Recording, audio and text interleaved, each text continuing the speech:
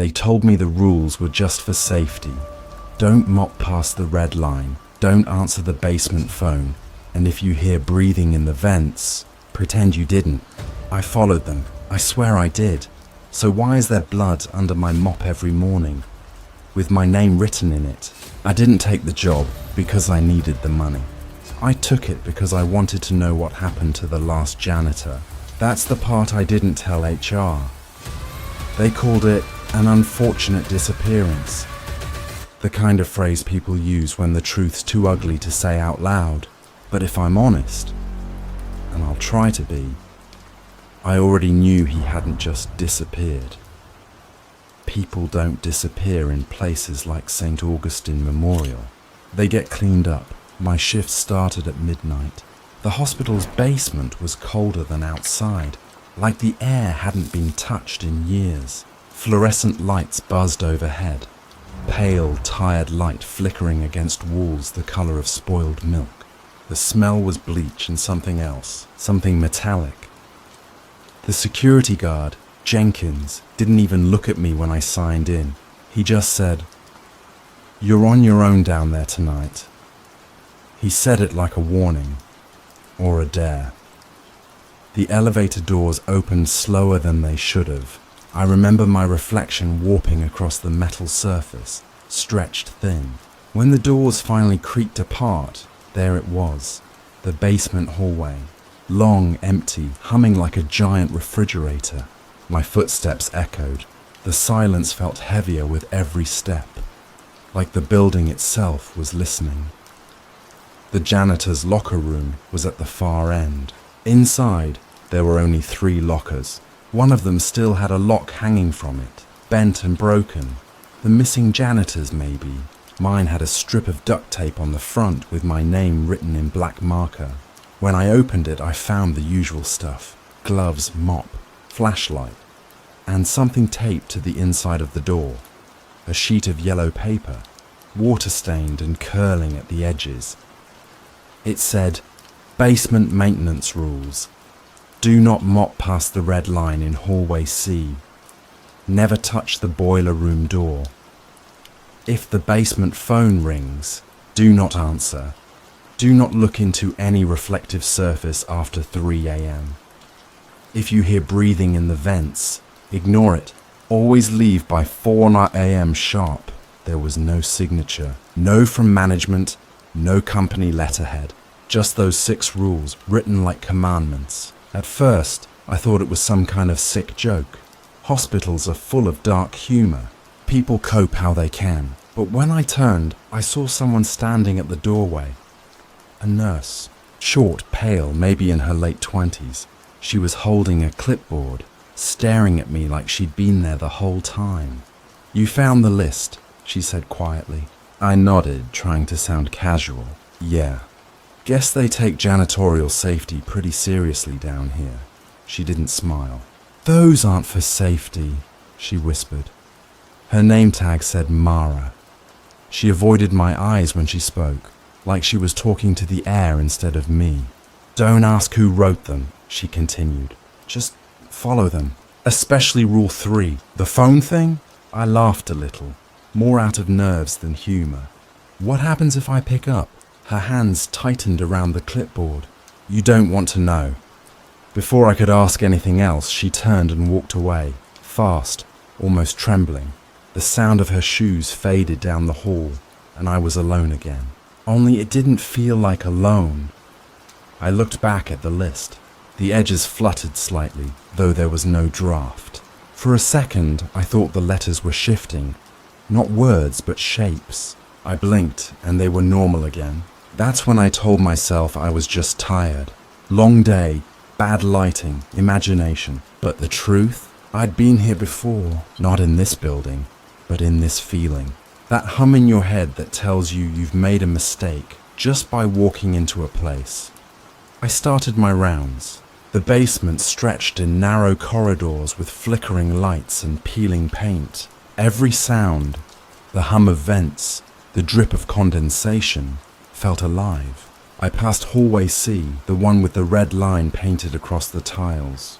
It wasn't straight. It looked hand-painted, jagged, like someone did it in a hurry. My mop bucket rattled as I stopped just before it. The air past the red line looked thicker somehow, darker, as if the light couldn't fully reach it. I leaned forward, squinting, and that's when I heard it. The faintest sound, breathing, slow, wet, rhythmic. It wasn't coming from me. I froze. Every instinct said run, but my hand reached out instead.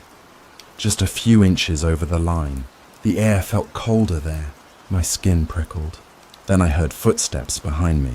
I turned fast, but the hallway was empty, except my mop wasn't where I left it. It was standing upright, perfectly balanced in the middle of the corridor, dripping. I didn't remember letting go of it. I laughed it off. Again, told myself the floors were uneven, the bucket tilted, whatever. Logic is easy to find when you're scared.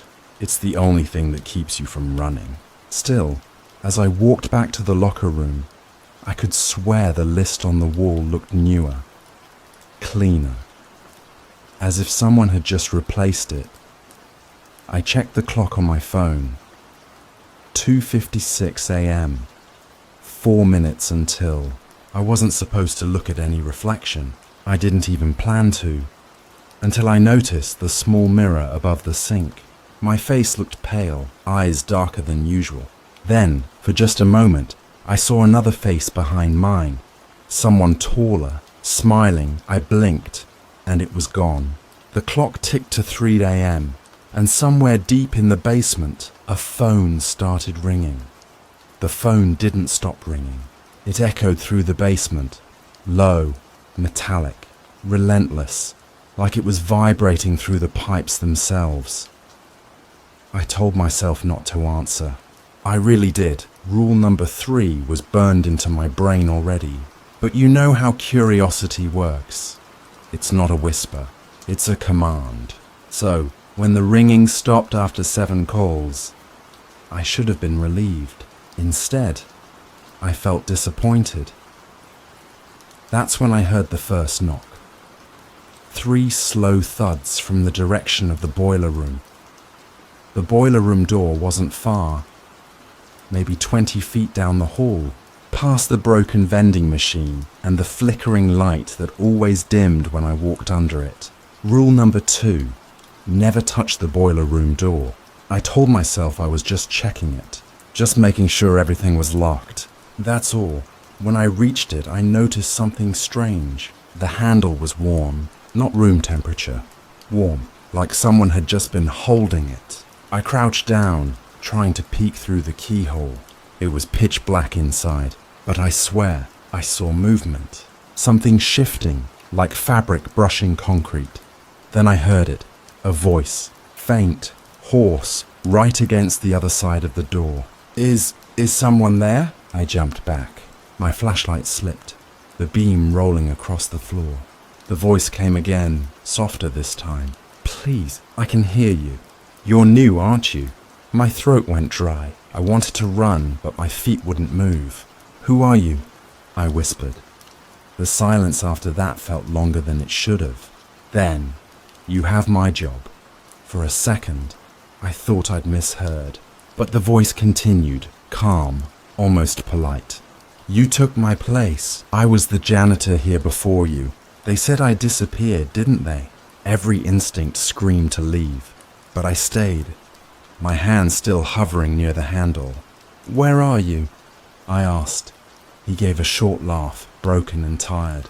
Still here. They don't let us leave. Not once you break the rules. Something thudded inside, like a chain dragging. My stomach turned. I stepped back, shining the flashlight under the door. The beam caught something, a wrist, pale and bruised, chained to a pipe. I stumbled backward, knocking over my bucket. The sound echoed through the basement, too loud, too sharp. Don't make noise, the voice hissed. They'll hear you. They'll come. Who? I asked, but he didn't answer, just whispered, you have to clean it. You always have to clean it. The light above me flickered violently. For a second, I saw something reflected in the water pooling near my feet. A shape standing behind me. I spun around, but the hallway was empty. When I turned back, the door was slightly open. I didn't open it. I know I didn't. It was just enough for me to see the edge of a hospital gown, dirty, blood-stained, hanging off a gaunt shoulder, and eyes, wide, desperate, and wrong. I ran. I don't even remember how I got back to the main corridor, but by the time I reached the elevator, the ringing started again. The same phone, the same rhythm, except this time I heard footsteps too, not echoing like mine, but synchronized, following. I called security from the lobby phone, told them there was someone in the basement. Jenkins came down 10 minutes later with his flashlight and an attitude. He didn't find anything. No open door, no chain, no man. Just me, sweating, stammering, insisting I'd seen someone. "You sure you didn't just fall asleep down here?" he said. "Happens to the new ones sometimes." I didn't imagine it. "Right," he muttered. "Like the last guy didn't either." That line stuck with me. The last guy. He said it so casually, like there had been more than one.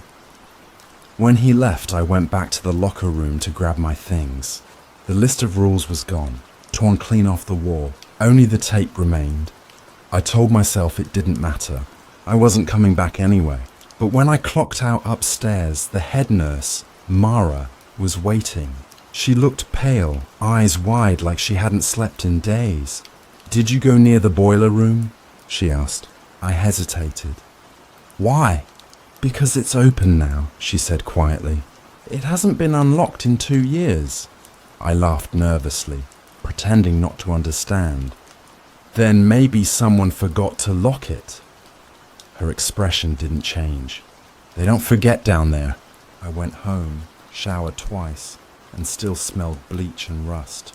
I told myself I'd quit, send a message tomorrow, move on. But when I woke up later that day, my phone buzzed with a voicemail. No caller ID, just a distorted recording. I pressed play and heard my own voice whisper, "Please, I can hear you. You're new, aren't you?" I dropped the phone. For the first time, I wondered if the man in the boiler room ever existed at all. Or if I'd been hearing something that's been inside me this whole time. Either way, I went back the next night. I had to know. I told myself it was for closure, but deep down, I think I just wanted to hear him again. I told myself I went back for answers. That's what I said out loud. But truthfully, I went back because the silence at home felt too safe.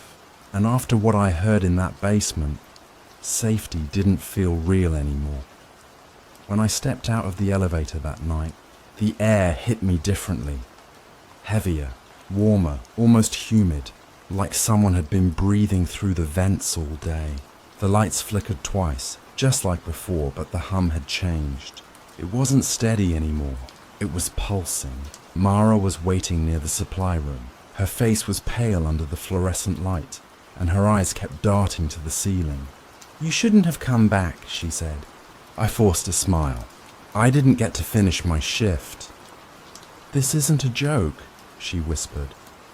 "Once you hear it, it remembers your voice." Before I could ask what she meant, she turned and walked away, clipboard clutched tight against her chest.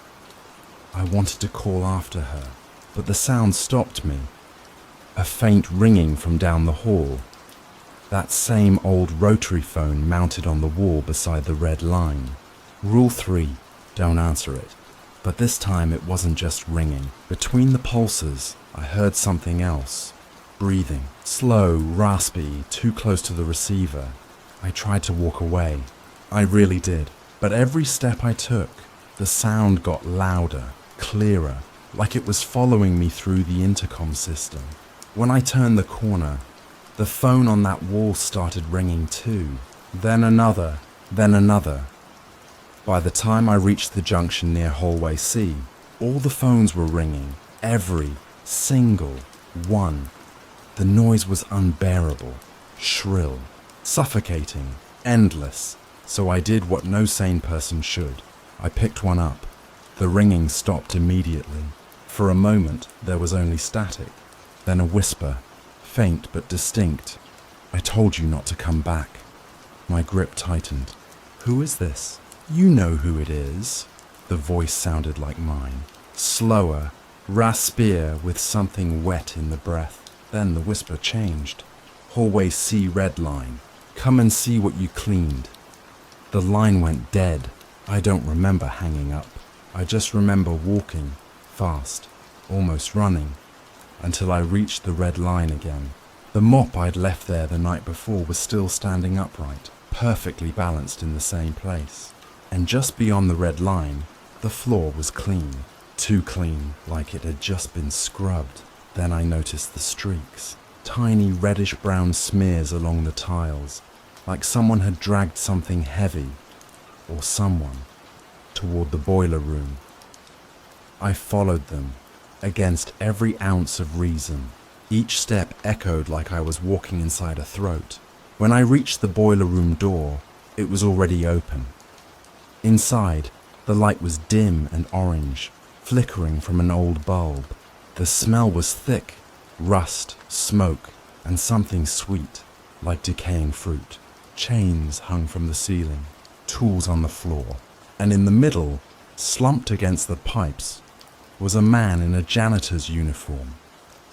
For a second, I thought it was him, the one from before, but when I stepped closer, I realized I was looking at myself, or someone who looked exactly like me. Same face, same clothes, same ID badge. I stumbled backward, heart pounding. The figure lifted its head slowly, eyes glazed like wax. "You're late," it said. Shift started at midnight. I don't remember screaming, but I must have, because the next thing I knew, Jenkins and 2 security guards were dragging me out of the basement, shouting questions I couldn't answer. "What the hell were you doing down there? There's nothing in that room but pipes. You've got blood on your hands, kid." They weren't lying. My gloves were soaked, but I hadn't touched anything. At least I didn't think I had. When they checked the CCTV footage, the screen showed only me, walking in circles, talking to the air, staring at blank walls. No other person, no duplicate, just me. They sent me home, pending investigation. I sat in my car for hours, watching the hospital lights through the rain. I kept replaying the moment in my head, the way the other me said, "You're late." Late for what? That night, I dreamed I was mopping the hallway again. Every stroke of the mop made the floor cleaner. But when I looked closer, I wasn't cleaning blood, I was spreading it. When I woke up, I found a note on my kitchen counter. Same yellow paper, same handwriting. Basement maintenance rules. 7. If you see yourself, finish the shift. There was a drop of something dark on the corner of the page. I touched it before realizing it wasn't ink. I threw the paper in the trash and told myself I was done. No more night shifts, no more hospital. But later that afternoon, I got a call. Unknown number. I let it ring once, twice. Then a voicemail came through. Hallway C still needs cleaning. The timestamp read 3:17 a.m. Only the call came while I was asleep.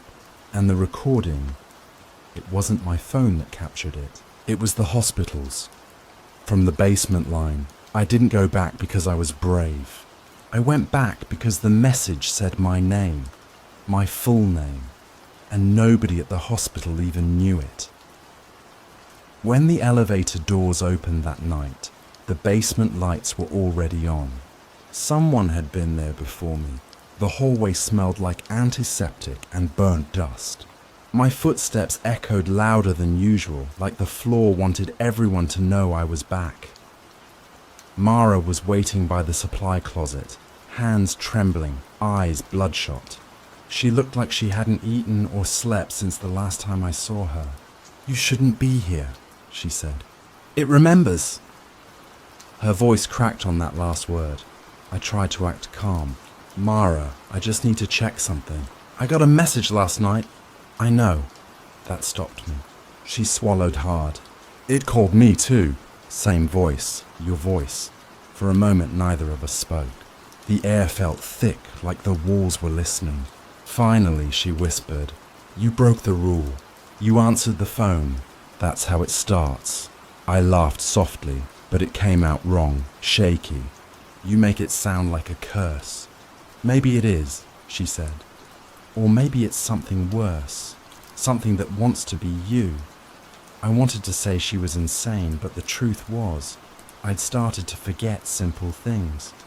What time I'd clocked in, what I'd said to Jenkins, whether I'd really gone home that morning or just dreamed I did. Mara pulled something from her pocket, a small flash drive. "Security footage," she said. "From last night. You need to see this before they erase it." In the staff lounge, she plugged it into the old computer. The video opened with the familiar grainy hallway of the basement. I watched myself walk past the red line, phone in hand. But behind me, in the same frame, another figure followed. Same uniform, same gait, same everything, except that one stopped when I did. And when I turned my head, it didn't. Mara paused the video. "Tell me you remember this." I stared at the screen, my throat dry. "That's not possible. It's not supposed to be possible," she said. "But it keeps happening. The copies never last long. They decay, but they always start with the janitor." She reached out suddenly and grabbed my wrist. "You need to leave before it replaces you completely." I yanked my arm back. "You're talking like this thing is real. It's just footage, Mara. A glitch." "Then why does your ID card keep clocking in on nights you're not here?" she asked. I didn't have an answer. The power flickered. Once. Twice. Then a sound filled the hall. Slow, heavy footsteps. Mara's eyes widened. It found us. I turned toward the doorway, but the corridor beyond was empty. Only the faint reflection of the two of us in the glass panel. Except it wasn't just the two of us. There was a third reflection. A figure standing directly behind me, face hidden, hands red to the elbows. Mara screamed. The lights went out. I don't remember running. Only the sound of her voice fading into the dark. When the lights came back, the hallway was empty. Her clipboard lay on the floor, cracked down the middle. No sign of her. I searched for nearly an hour, calling her name until my throat hurt. Nothing. The building had gone silent again, the kind of silence that presses against your skull. I found my mop leaning against the wall near the red line. The bucket beside it was full of dark water. I don't know why I touched it. Maybe because it looked too much like blood not to be. But when I lifted my hand, the water rippled. Something whispered from inside the bucket. A voice, faint but clear. "Finish the shift." I staggered backward, knocking the mop over. It clattered across the tiles, leaving a wet trail that stopped exactly at the red line. My phone buzzed. A new voicemail. I hit play. "You shouldn't have shown her the footage," my own voice said. "Now you have to clean it up." I dropped the phone.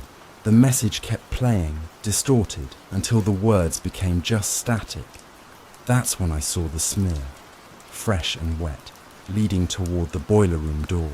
The same path as before. I told myself not to follow it. I even turned away. But my legs moved anyway, like someone else was walking for me. The boiler room door stood open. Inside, the orange light flickered weakly, and I thought I saw movement near the pipes. Something dragging, slow and heavy. "Mara," I whispered. No answer, just the faint sound of mopping. When I stepped closer, I saw the floor shining wet, perfectly clean, like it had just been scrubbed. In the corner, something lay crumpled. White fabric, red stains spreading across it. A nurse's uniform. I reached down, trembling, but before I touched it, a hand shot out from the darkness, grabbing my wrist. Cold, wet, familiar. "You missed a spot," my own voice said from the shadows. I jerked free and stumbled out, slamming the door behind me. My heart hammered so loud it drowned out everything else. I ran for the elevator, but when the doors opened, all I saw was myself. Inside the elevator, smiling faintly, holding Mara's clipboard.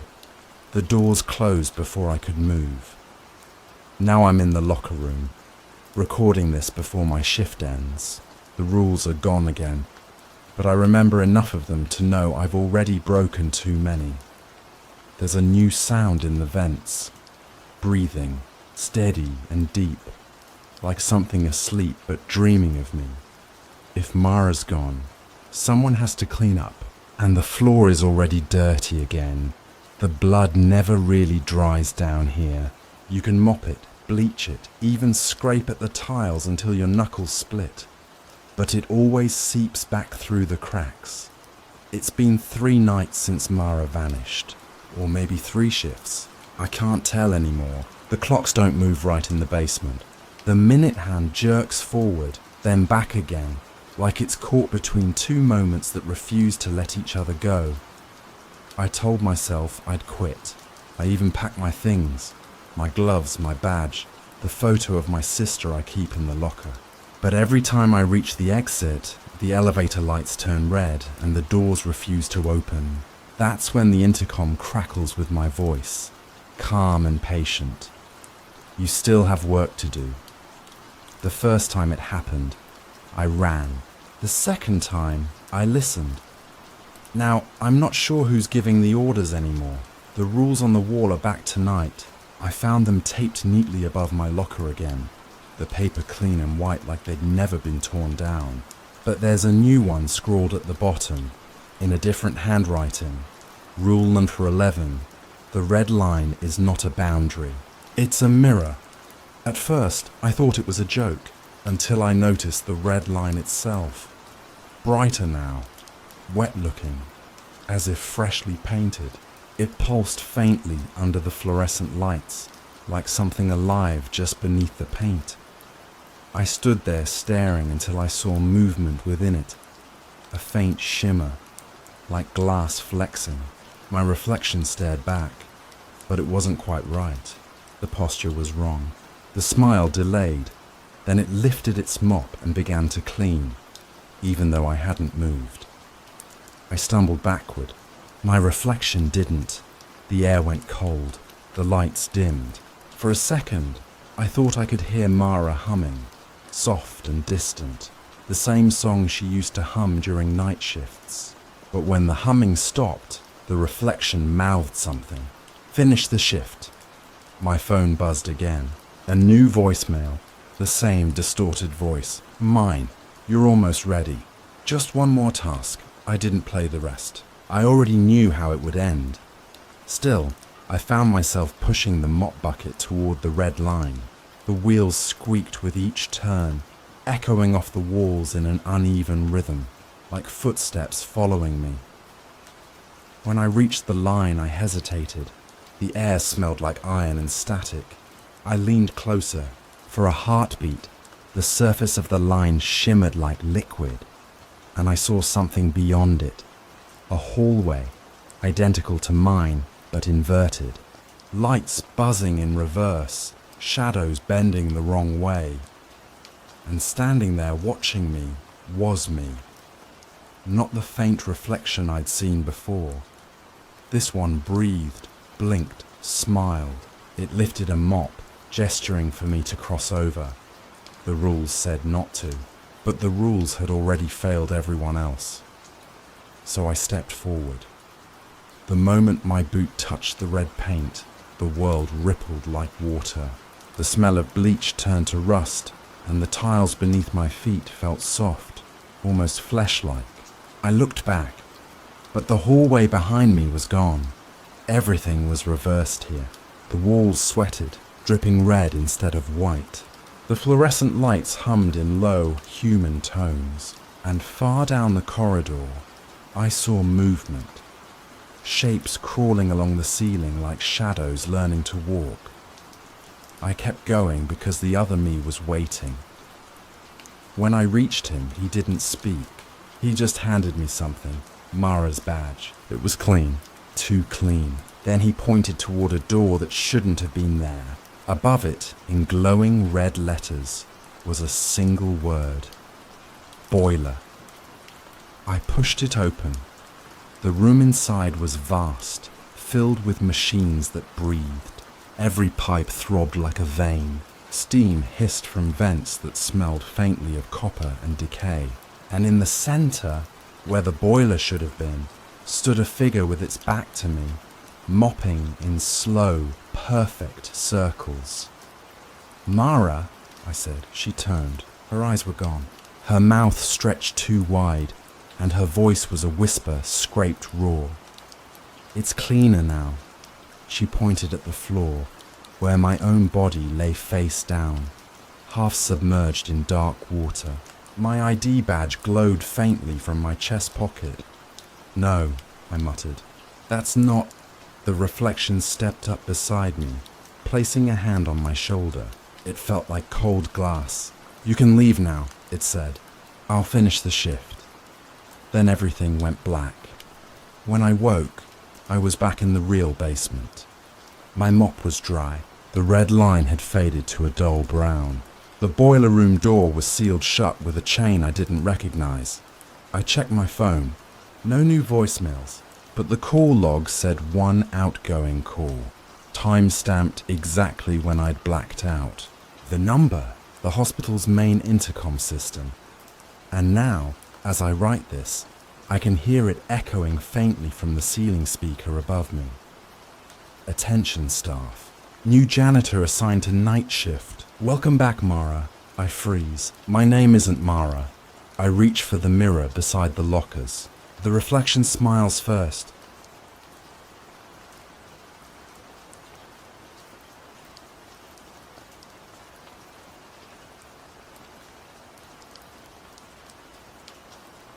Story number 2. I didn't mean to kill her.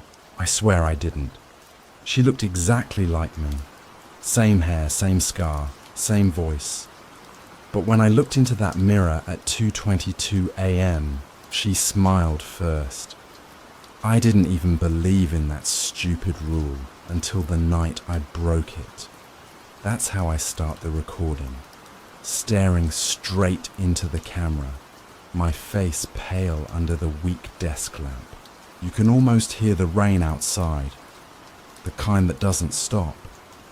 The kind that fills in silences you're afraid to leave empty. I tell myself this is just a story, that I'm only filming this to warn people. But even as I say it, my reflection in the screen feels like it's waiting for something. Like it knows I'm lying, anyway. You've probably heard some version of the rule before. Never look into a mirror at 2:22 a.m. It's an old superstition, passed down like a bedtime threat. My grandmother used to whisper it when I was little. She'd grab my wrist with those paper-thin fingers and hiss, "That's the hour when your reflection wakes up without you." I used to laugh. I'd roll my eyes, tell her ghosts weren't real. She never laughed back. It's strange. I never thought about that rule again until last winter, the night everything started. I'd just gone through a breakup, 6 years together, gone overnight, and my apartment still smelled like her perfume. I couldn't sleep. You know that feeling when you're awake at some ungodly hour and the world feels too still, like it's waiting for something bad to happen? That was me. I remember checking the clock, 2:21 a.m., a minute away. The thing is, I didn't plan to test it. I just caught my own reflection in the dark bathroom mirror. My phone flashlight was off, but the glass shimmered faintly, like it had its own light. And I thought, why not? It's just a stupid myth. So I waited. At 2:22, the house made a sound I can't forget, like someone exhaling just behind my ear. The light flickered, and my reflection blinked half a second after I did. I know what you're thinking. Sleep deprivation, stress, imagination. That's what I told myself too. But the more I replay that moment, the less sure I am. I remember leaning closer, trying to catch up with my own reflection. Like a game, I moved my hand. It followed perfectly. I smiled. It smiled. Then I stopped smiling. It didn't. Just for a heartbeat. A tiny, impossible moment. It kept smiling. And then it caught up, like nothing had happened. I backed away so fast I hit the sink. My heart was in my throat, but I was still laughing, saying out loud, "Wow, you really need sleep, man." That's what I told myself. That's what I told them too, when they asked about the mirror later.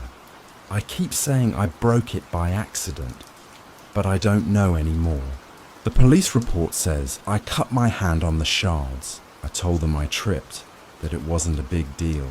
They didn't ask why there was blood on the wall, and maybe I would have forgotten about it. Maybe it really was stress, if not for the whisper. It came the next night. Same hour, same silence. I was lying on the couch, half asleep, when I heard something faint. A voice, maybe, coming from the bathroom. It was so soft, I almost convinced myself it was pipes, or the wind. But it said my name, twice. Evan. Look, I didn't move, didn't breathe. The clock read 2:22 a.m. When I finally dared to get up, the bathroom light was already on. The mirror was whole again. Perfect. I swear to you, I shattered it the night before. I watched the pieces fall. I swept them into a trash bag myself. But there it was. Smooth glass, not a crack in sight. And when I leaned closer, my reflection looked wrong. There was something about the eyes. They were too focused, like it was looking at someone just behind me. I said, "Stop it." I actually said it out loud to my own face, and then, God, I wish I was making this up. The reflection tilted its head to the side, slowly, and smiled again. Not the same smile as before. This one looked practiced. I didn't sleep after that. Haven't really slept since. You start noticing little things. Tiny shifts in your own habits. You wonder if you smiled first this morning, or if your reflection did. You start checking cameras, watching your own face move, timing blinks. I thought maybe if I recorded everything, I'd prove to myself that it wasn't real. That's why I'm filming this now. I keep telling myself this video is for you, for anyone stupid enough to test the rule. But honestly, maybe I just want proof I'm still me, because last night I covered every mirror in this apartment, all of them. And yet, when I turned on my phone this morning, the front camera was already open, recording, and I swear, I wasn't smiling in that clip. It's not supposed to record on its own. Phones don't just do that. That's how I open the next video. A shaky voice, low light, the lens half fogged from my breath. I sound tired, like someone who hasn't slept in days, because I hadn't. The phone sits on the desk in front of me, and I keep glancing down at it like it might come alive again. I tell the viewers, you, that I reviewed the clip frame by frame, and that's when I saw it. In the first second, I'm asleep on the couch, face turned toward the camera. The light from the street lamp outside cuts across the room in thin bands. Then around the 2:22 a.m. mark, my phone shakes slightly, as if someone nudged it. The front camera focuses, and there's movement. Not mine, a blink. Too fast to be human. Like something inside the lens just adjusted its view. And then I see her. She's sitting where I am now. Same sweatshirt, same messy hair. But her head's tilted slightly, and her eyes are locked directly on the screen. Not on me. She's watching you. I tell myself it's a glitch, a reflection, some kind of mirror loop effect. I keep saying that, but even when I pause the video, even when I shut it off, I can still see her face burned into the inside of my eyelids. That morning, I tried to act normal. I went to work, smiled when people talked to me, laughed at things I didn't hear. But every reflective surface, windows, metal counters, even my coffee, caught my attention. Everywhere I looked, she was almost there. Not full reflections, just flickers, a movement half a second behind. By the time I got home, I couldn't take it anymore. I ripped the sheet off the bathroom mirror and stared into it. "Show me," I whispered. "If you're real, just show me." Nothing. Just my tired face, the faint hum of the fridge in the other room, my breath fogging the glass. I exhaled, shaky, and looked down. For a moment I felt stupid. And then, something small, almost invisible, shifted. The light behind me flickered, and I saw it. Her blink didn't match mine. It happened first. She blinked first. I stumbled back, knocking over the toothbrush cup. I remember the clatter echoing like a gunshot. My reflection stayed perfectly still. That shouldn't be possible, right? When you move, it moves. That's how mirrors work. But I stood there frozen, waiting for it to move, and it didn't. Then, slowly, her mouth opened, and even though I swear there was no sound, I heard it inside my head. "You're late." I don't remember what happened next exactly. My memory blanks out, like someone spliced a few seconds from the film of my life.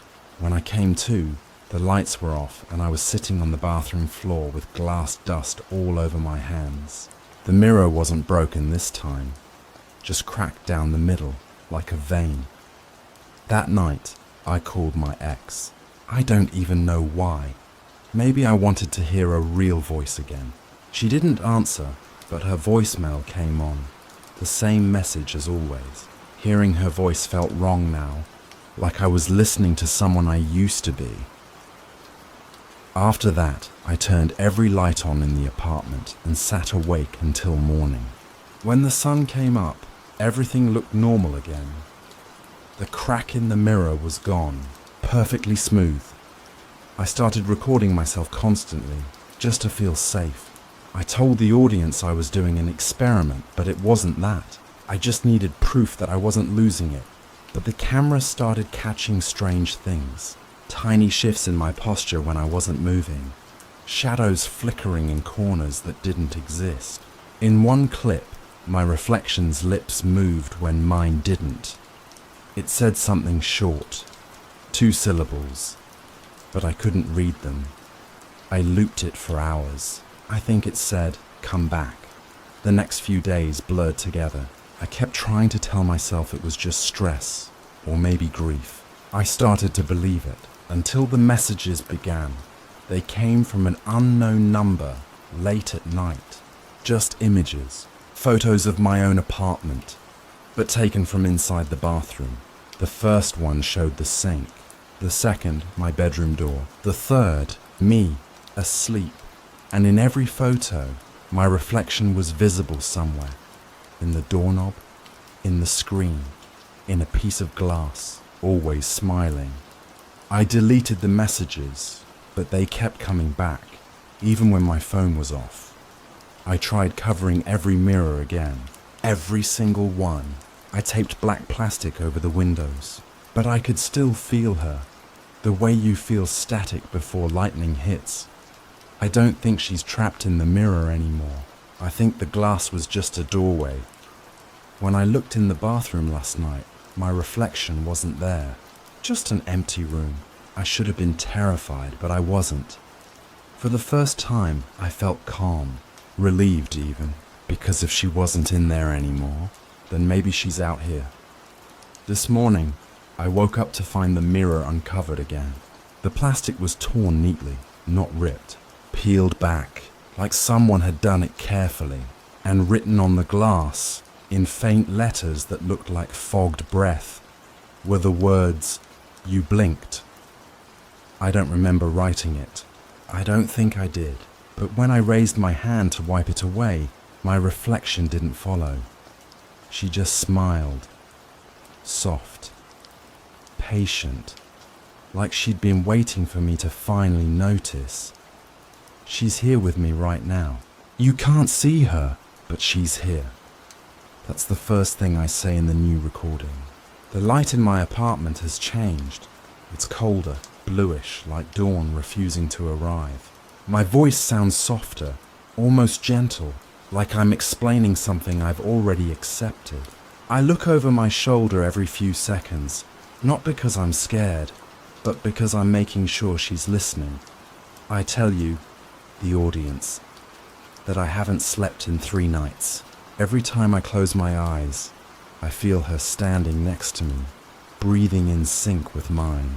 Sometimes when I wake up, my lips are sore, like someone's been smiling for me in my sleep. I keep saying her name, though I never told you what it is before. It's Eva, same as mine. I say it fits, doesn't it? Like we were meant to be the same person. Maybe we always were. It started 2 nights after the message on the mirror. You blinked. I was recording another video, trying to prove that nothing supernatural was happening. I set up my phone across from the couch, turned off the lights, and hit record. When I watched the footage later, I saw her sitting right beside me. Same clothes, same posture, same scar above the eyebrow. Only one difference. Her eyes were open the entire time. I never saw her blink. Not once. I know how crazy it sounds, I know. But the line between real and reflection is so thin now it doesn't matter anymore. I started talking to her. At first, I whispered. Stupid, nervous questions like, "Why are you here?" or "What do you want?" She didn't answer with words, but things around the room would shift. My phone would slide a few inches closer. The mirror would tilt slightly on its hook. The light bulb would flicker twice, like a blink. And I realized that was her way of talking, through echoes. The next morning, I found a note under my door, just a piece of paper folded neatly in half. In faint pencil, it read, "Stop filming me." No signature, no handwriting I recognized. I laughed at first, maybe a prank from a neighbor, maybe I was finally cracking. But when I looked up at the camera feed, the lens was fogged, like someone had breathed against it. And there, faintly written in condensation, were the same words. "Stop filming me." I told myself I'd stop. I even packed up the camera that night, but around 2 a.m. the walls started to click, not creak, click, rhythmic, intentional, like someone was snapping their fingers behind the drywall. I couldn't take it. I turned the camera back on. That's when I saw her again, standing in the hallway behind me. Not moving, just there. I froze. The air felt heavy, like the oxygen was being pulled toward her. I whispered, "Eva?" Her head tilted slightly. That same patient smile spread across her face. And then, in a voice that didn't sound like mine, didn't sound like anyone human, she whispered back, "You called me first." I remember the exact chill that rolled through me when she said that. Because she was right. I had called her in that first night when I challenged the mirror. I asked her to show me. Now she was showing me everything. After that, I stopped recording videos. The line between her and me was blurring too fast. I'd catch myself saying things I didn't remember later. Sometimes my hands would move on their own, tracing shapes on fogged glass or the wall. She wanted me to see something beyond the mirror. The next time I looked, it wasn't just her reflection anymore. The space behind the glass looked deeper, darker, like a tunnel, and in it were more of them, dozens, maybe hundreds, faces pressed against the other side, whispering the same phrase over and over. "You blinked first." I smashed that mirror. Again. But I don't think it mattered. When I turned around, the cracks in the glass were still there, in the air, like the world itself was breaking. I see her more clearly now, even in daylight. She walks where I walk, pauses when I pause. Sometimes when I'm talking, I'll hear an echo that finishes my sentence differently. It's like we're taking turns being real. Yesterday, I went outside for the first time in weeks. I thought maybe if I got away from the mirrors, from the house, I could escape her. But every car window, every shop display, every puddle, she was there. Sometimes smiling, sometimes just watching. Once, in the reflection of a bus window, I saw her turn her head when I didn't. She looked straight at me and mouthed, "You can't leave without me." I ran home after that. I don't even remember the route. Tonight, I decided to film again.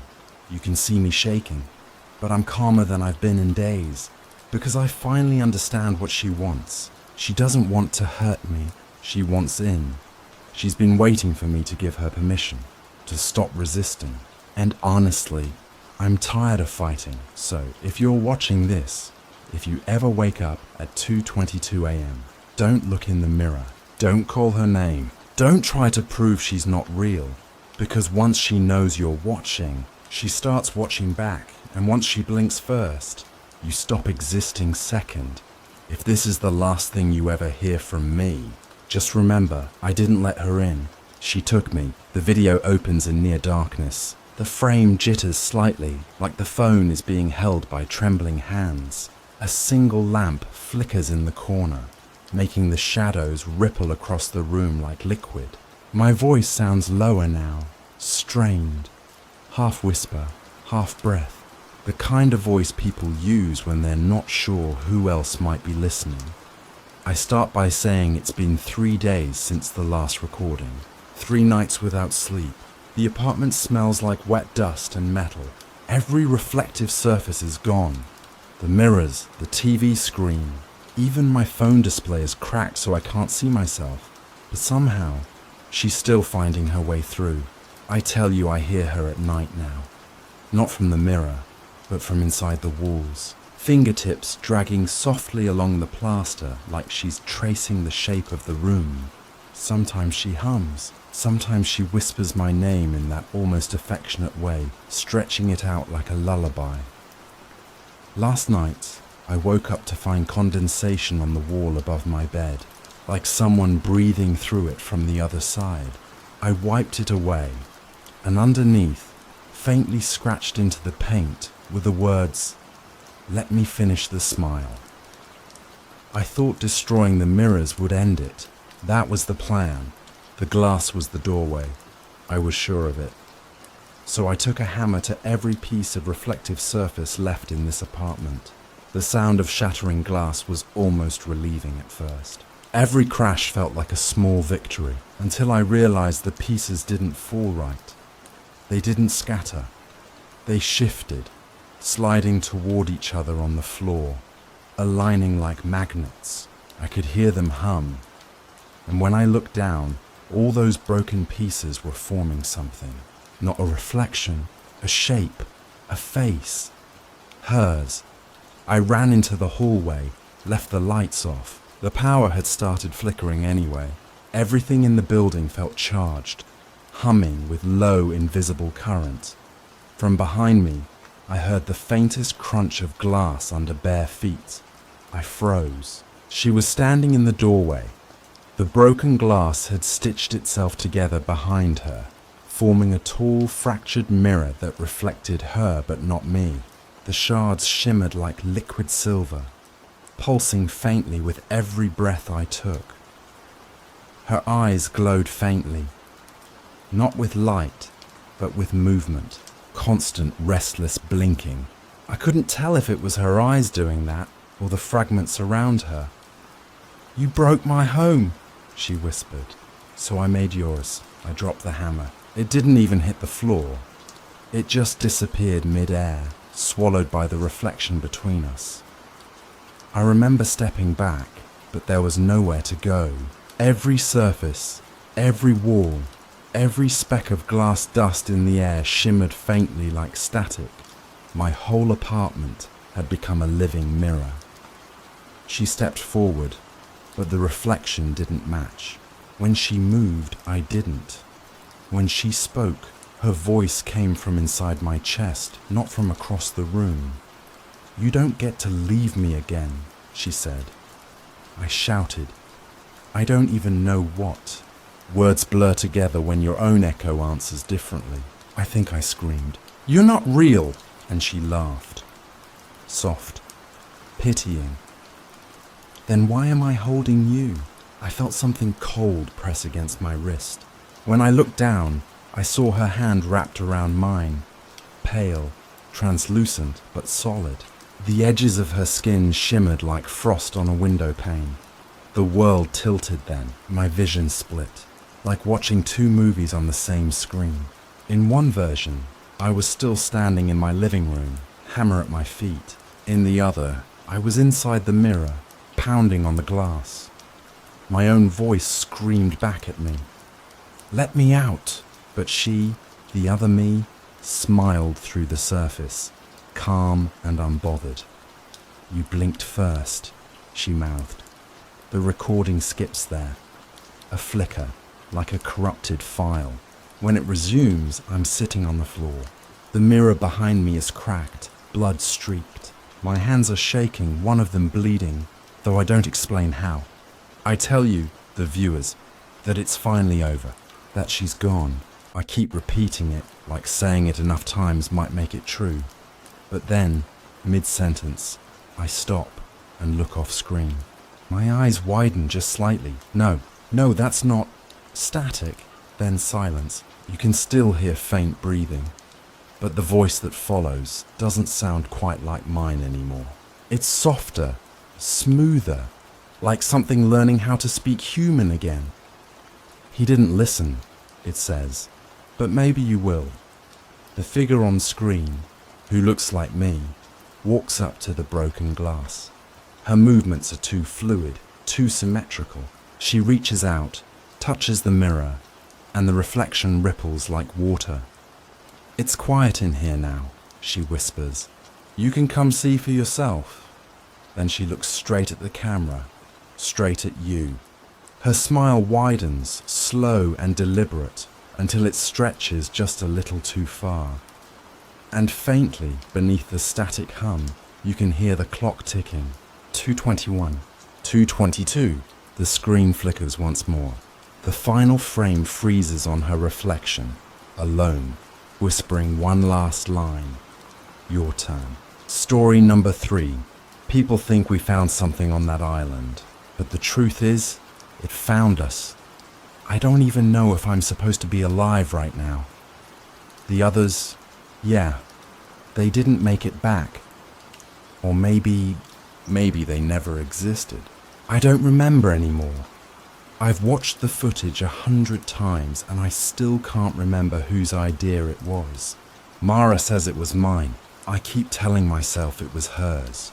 But maybe the island doesn't care who started it. Maybe it just needed someone to follow the map. The screen flickers. A shaky frame of moonlight hitting wet pavement. My voice overlaps the footage, unsteady, trying to sound casual like I'm doing a travel vlog. But there's that tremor underneath, like I already know how it ends. We were in my apartment that night, rain tapping the windows, the dull blue glow of my laptop lighting up our faces. Mara leaned over my shoulder, her eyes wide. "You see it too, right? That's not on any chart." She was right. The island wasn't marked on any map. Not on Google, not on any nautical record. Just a grainy post buried deep in a forgotten forum, with a hand-drawn sketch that looked older than the internet itself. Lines that bent wrong, coastlines that didn't match. In the corner, written in trembling ink, "Do not land." I should have closed it then, should have laughed it off. But Mara wasn't the type to walk away from weird. She leaned closer, whispering like she didn't want the map to hear us. "We should go." Those 3 words, that's all it took. I keep saying it was her idea, but there's a clip, later, when I reviewed the footage, where my voice says, "I found it. I just wanted to see if it was real." So maybe it wasn't her after all. Maybe it was me. Cut to footage, the dock before sunrise. The camera shakes as I laugh into it, pretending I'm calm. So yeah, here we are, idiots with a boat and a death wish. Mara waves from behind me, wrapped in a red jacket that looks almost black in the early light. You can't see her face clearly, just the glint of her smile and the fog rolling behind her like it's chasing us. The engine coughs to life. The ocean spreads out, flat, endless, grey. I remember thinking it looked too still. No wind, no sound. Even the seagulls were gone. We kept the camera running the whole time like proof could protect us. Mara joked about YouTube clicks. If we disappear, she said, at least we'll go viral. Her laugh cut through the static. Too sharp, too forced. I laughed too, but my reflection in the cabin window didn't. Somewhere, an hour out, the GPS stopped working. The screen froze on a blank stretch of sea. Theo's voice came through the radio. He was supposed to meet us at the mainland later, but his signal broke apart mid-sentence. That was the last time I heard him clearly. Mara said it was just interference, but I swear underneath the static there was something else. Something like breathing. At one point I filmed the compass. It was spinning slowly, lazy circles, like it didn't care about direction anymore. Mara teased me. Relax, Captain. Maybe it's just magnetic rock. But there wasn't any rock. Just open water, silver and silent. And then a sound. Soft, deep, rhythmic. Like waves, but not quite. I turned the camera, scanning the horizon. Nothing. But when I played the audio back later, there were whispers under the surf. One of them, faint, sounded like my name. That's when Mara noticed the pattern on the map matched the shape of the clouds above us. Perfectly. Every curve, every jagged coastline mirrored in the sky. She said it was beautiful. I said it felt wrong. She didn't answer, just stared into the fog as if she could see something moving inside it. I remember the moment the island appeared. 1 minute, nothing but sea. The next, it was there. A black smear rising from the mist, covered in twisted trees that looked like hands reaching out of the ground. No birds, no sound. Just that endless breathing again, louder now, coming from the direction of the shore. Mara grabbed my arm, her nails digging into my skin. You feel that? She asked. I nodded, but I didn't know what she meant. There was no wind, no movement. Just pressure, like the air itself was pushing back. The footage turns grainy around here, maybe because I dropped the camera when the boat hit the shallows. You can hear Mara laughing, too loud, too sudden, like she's trying to cover the silence. We made it, but when I replayed the video, her laugh echoed for a few seconds too long, overlapping itself. Later, sitting by the fire, she asked me what I'd heard when we reached shore. I told her I didn't know. But the truth? It sounded like someone whispering, "Welcome back." I didn't tell her that. I couldn't. The last clip from that night shows Mara holding the map by the firelight. The ink looks darker now, like it's still wet. She says something quiet. Too quiet for the mic to catch. And the flames flare blue for a second. She laughs again, softer this time. See? Nothing to be afraid of. Then the tape cuts to static. I pause the playback. My voice trembles. I should have burned that map. I think it wanted to be found. For a moment there's silence. Only the hum of the camera. The faint hiss of the sea outside my window. Then, almost too quiet to hear, just under my breath. Or maybe it was never a map. The light in the room flickers. The audio crackles like something breathing close to the microphone. I turn the camera toward the window, but there's only fog pressing against the glass. A shape moves inside it, slow, deliberate. Then the screen goes black. I didn't realize the sun never rose on that island. It only pretended to. The light there wasn't light. It was a trick, a flicker, like something else was choosing when we could see and when we couldn't. The video opens on the boat scraping against shore. The camera shakes, salt water spitting against the lens. Behind it, Mara's voice, too bright for the grey morning, cuts through the static. "We're alive! We did it!" Her words echo for a moment, swallowed by the fog. There's no sound of waves, no wind. Even the air feels thick, like breathing through cloth. I tell the camera we'll explore a bit, make camp, maybe record some drone footage. But the truth is, the silence already feels wrong. It's not the kind of quiet that comes from emptiness. It's the kind that listens back. We drag the boat onto shore. The sand is darker than it should be, oily, cold, sticking to our hands like soot. The smell is metallic, faintly sweet, like rust mixed with something living. Mara looks thrilled, feels untouched, she says, smiling into the lens. Her reflection in the viewfinder flickers once, just once. I tell myself it's the lens fogging. I pan the camera across the beach.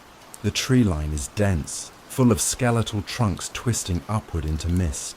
Between the branches, you can see fragments of something man-made.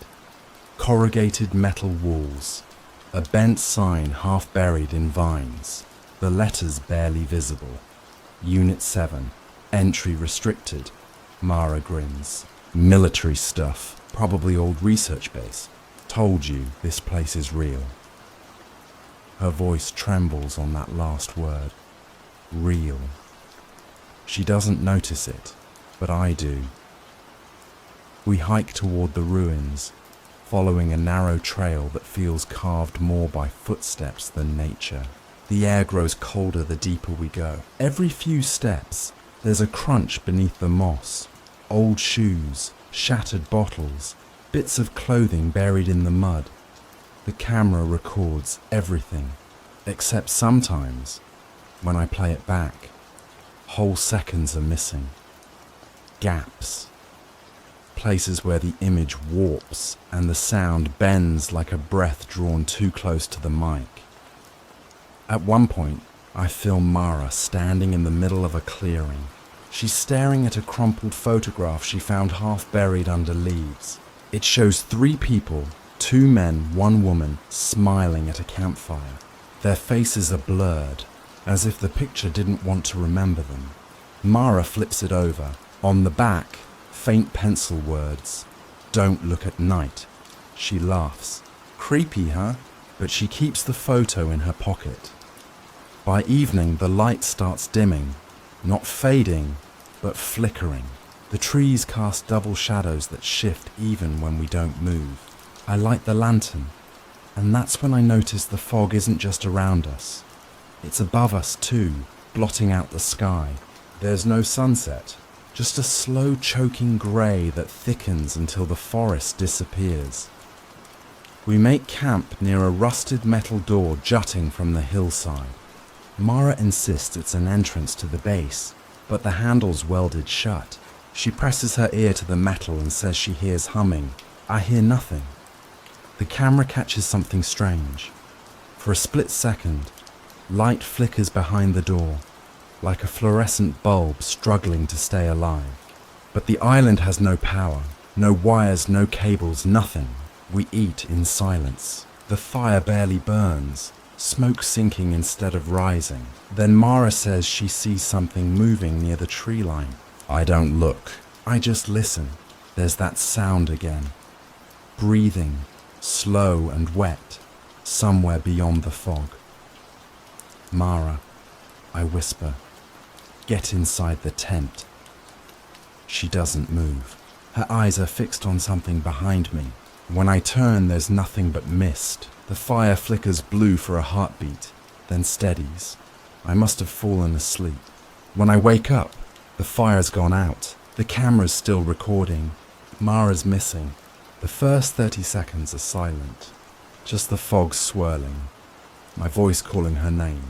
Then faintly, her laughter comes from somewhere in the woods. Not close, not far. Just around, I grab the flashlight and start walking. The beam cuts through the mist only a few feet ahead. The air feels heavier, almost liquid. The laughter stops, then a whisper. It's not an island. Her voice, but not quite right. Slower, stretched, like it's being played backward. The ground beneath my feet shifts. The sand breathes. I swear it moves, expanding and contracting like lungs. Something crunches nearby. I swing the light and see footprints, Mara's, leading toward the metal structure.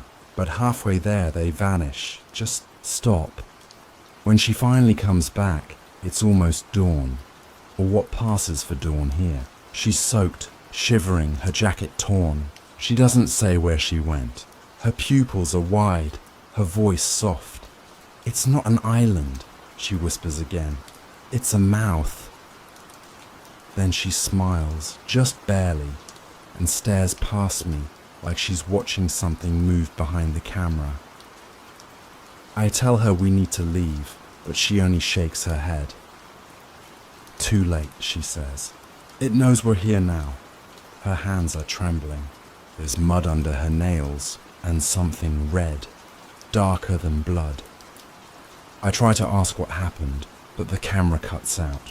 When it flickers back, Mara's sitting by the fire again, calm, humming a tune I don't recognize. The flames burn clean white, no smoke at all. Her voice is steady now. Go to sleep, Evan. We'll explore tomorrow. I want to ask her about Theo, where he is if he's still coming. But my throat won't work. The air feels thick again. My skin itches like it's listening.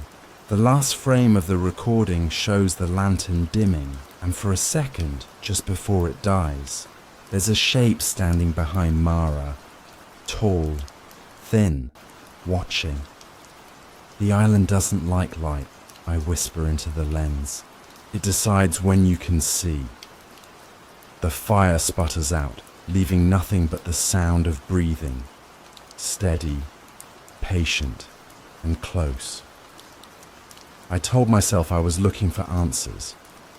But when I pressed play, what I found wasn't a recording. It was a mirror, and it didn't show what happened. It showed what I wanted to believe happened. The video starts in black, then a single frame flickers to life. The campsite abandoned. The fire pit is cold. The tents are empty. Mara's red jacket lies half buried in sand. The timestamp says 4:16 a.m., but I know that's wrong.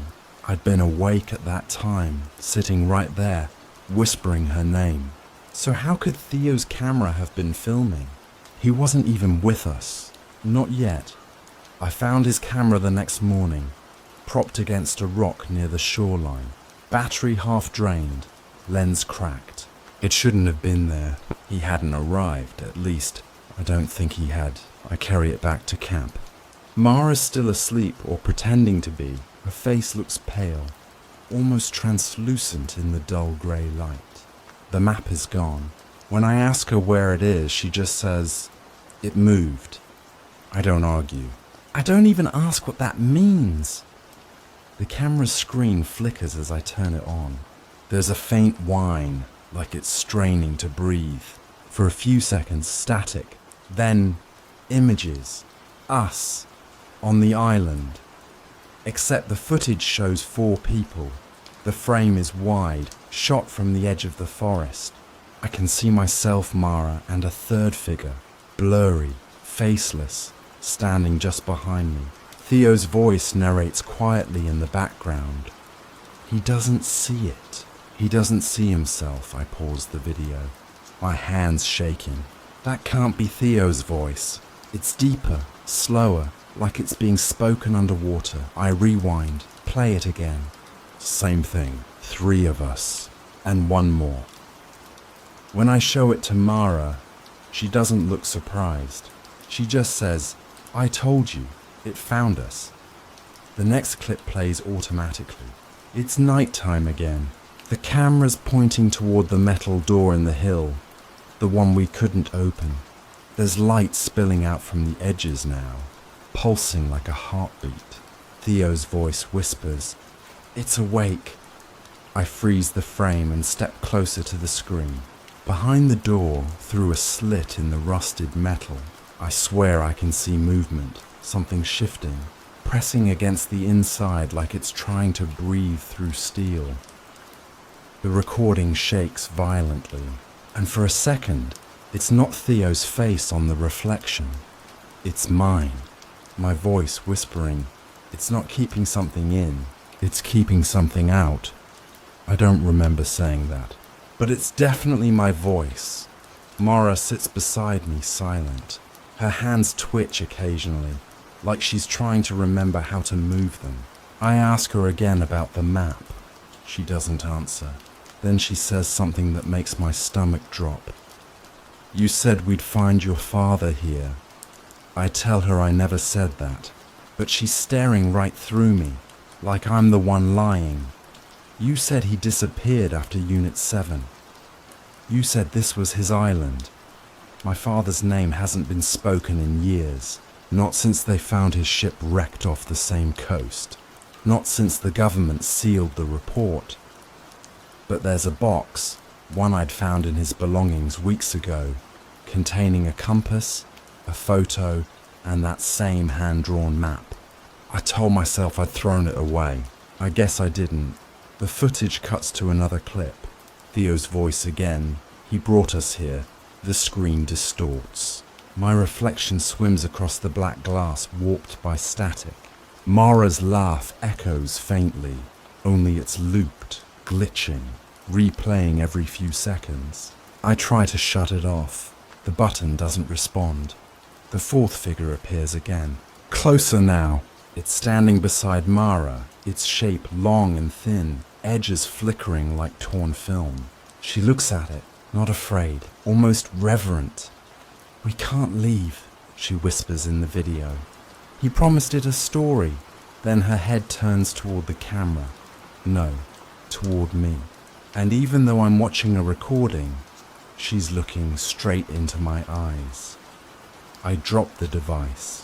The screen keeps playing on its own, showing flashes, trees bending, sand shifting, a human shape crawling out of the fog. The whispers get louder. They sound like my name repeated over and over, overlapping until it becomes one long, wet hiss. Then silence. A single line of text appears on the screen, scribbled in white static. "Stop watching." I don't. I rewind instead, forcing it to play again, needing proof. But every time, the footage changes. The fourth figure moves closer. Mara's expression shifts. First smiling, then crying, then mouthing something I can't hear. When I finally catch it, frame by frame, her lips form one word. "Run." I yank the camera battery out. The light dies instantly, but the faint mechanical hum doesn't stop. It keeps going, soft and steady, like a pulse still trapped inside. That night, Mara refuses to talk. She sits by the extinguished fire, humming that same tune from before. The melody loops endlessly, off-key, like a lullaby for something that doesn't sleep. When I ask if she remembers Theo, she tilts her head. "He's already here," she says. "He never left." The fog creeps closer around our camp. It smells like wet metal again. I can't tell if the sound I hear is the ocean or the camera trying to breathe. I turn it toward myself, whispering to the audience, my confession, my proof, my warning. I watched the recording because I thought it would explain everything, but it only showed me what I buried. The camera's red light flickers once, like it's acknowledging me. Behind me, Mara starts laughing softly, almost lovingly. Then she says, "It's your turn to record now." The recording I shouldn't have watched. "It's still watching me," I whisper into the lens. The battery indicator flashes red. The sound of breathing grows louder until it's all there is.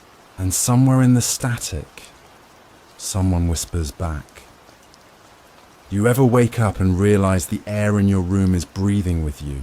That's how I knew I didn't leave the island. I just brought it home. The camera clicks on.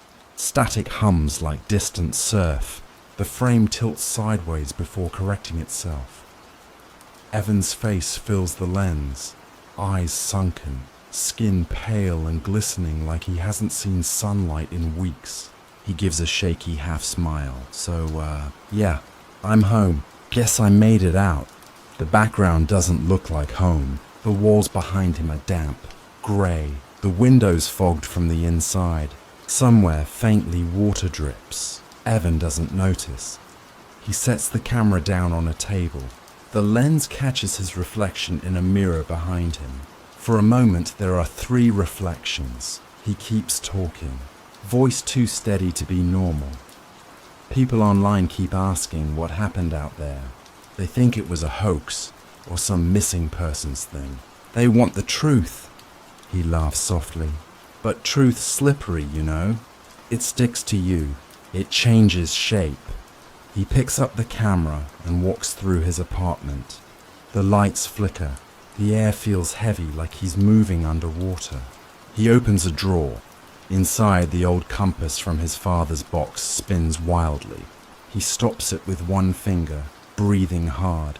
It's still moving, he whispers, even when everything else stops. He looks up suddenly, staring past the lens. Mara?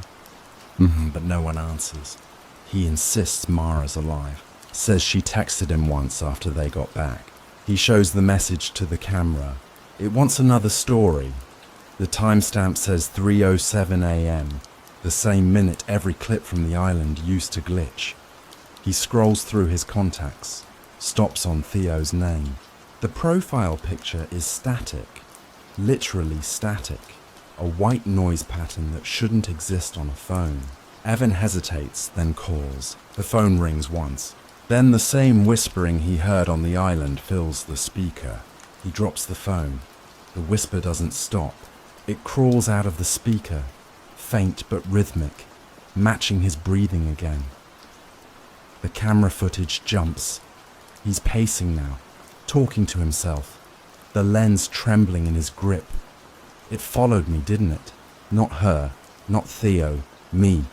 He points to the fog pressing against the window. It's been outside every night since. I hear it move around the house. The walls creak like ribs. He stops suddenly. His gaze drifts toward the window again. The camera zooms without him touching it. Outside, the fog is alive, rolling, pulsing. A shadow shifts within it, taller than the house, thin and wrong. Evan forces a laugh. See? Just fog, just weather. But his hand trembles so badly the image blurs. That night, he sets the camera by his bed and records himself sleeping.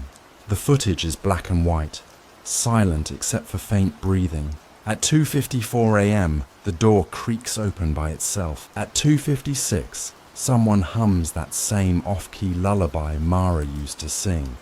At 3:07, the blanket lifts slightly, like something slides beneath it, and his face twitches as if he's dreaming. When he wakes up, the blanket is dry, but his hair is wet with seawater. He starts breaking down in front of the camera. It's not nightmares, it's returning. I see sand under the floorboards. The smell of rust and salt won't leave. I think the island's trying to finish the story. He opens the drawer again. The compass has stopped spinning now. It points directly toward the window. The fog outside presses closer, the glass warping inward, bending like it's being breathed on from the other side. Evan whispers, "I told it I'd tell the story. That's why it let me go." Then his voice breaks. But stories never end. They just wait. He starts reviewing his footage again. Everything from the trip, every scream, every flicker. He freezes a frame from chapter 2, the shape behind Mara. He zooms in. The face, barely visible, is his own. Eyes hollow, mouth open like it's whispering. He stumbles backward, knocking over the chair. "That's not me. That's not..." He stops mid-sentence. glancing toward the window again. The fog's gone, but now there's wet sand pooling beneath the table. The next few clips are fragmented, Evan muttering, pacing, tearing pages from his father's journal. Each page has the same phrase written over and over. The mouth opens for the storyteller. He looks straight into the camera now, voice low and tired. I think it needed someone to remember it, to speak it out loud.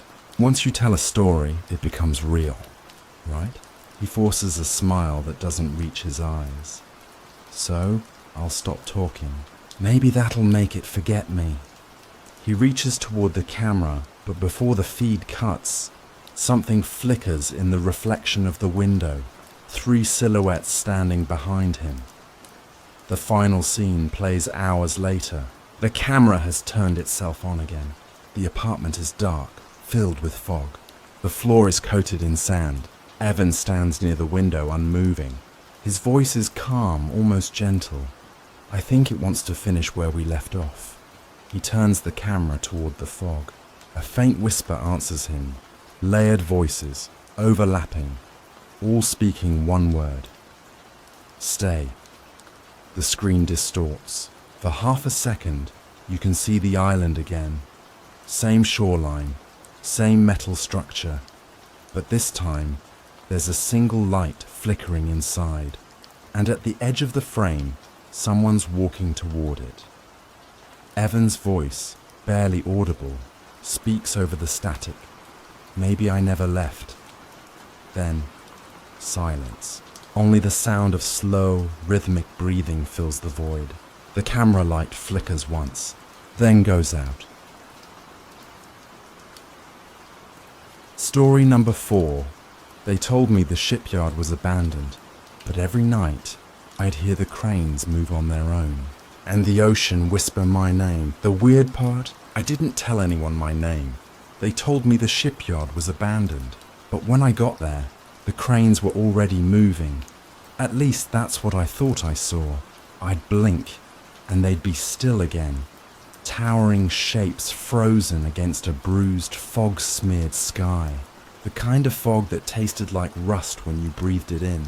I remember thinking the place looked like a skeleton, all ribs and hollow lungs. Broken hulls, twisted rails, corroded bolts clinging to nothing. Quiet. Too quiet. That's what I wanted. Quiet. Somewhere the past couldn't follow. The company, if you can call it that, found me online. A vague listing. Overnight maintenance, remote shipyard. Good pay, no supervision, no interviews, no background checks. Just a message telling me where to go, and that payment would be handled weekly. It sounded like a scam, honestly, but I was desperate. I'd lost my job 2 months earlier after... Well, I don't want to get into that. Let's just say I needed to disappear for a while. When I arrived, the gate was unlocked, chain rusted through. There was no one to greet me, no trucks, no footprints in the mud. Just a tiny prefab office with one flickering light bulb and a note on the desk.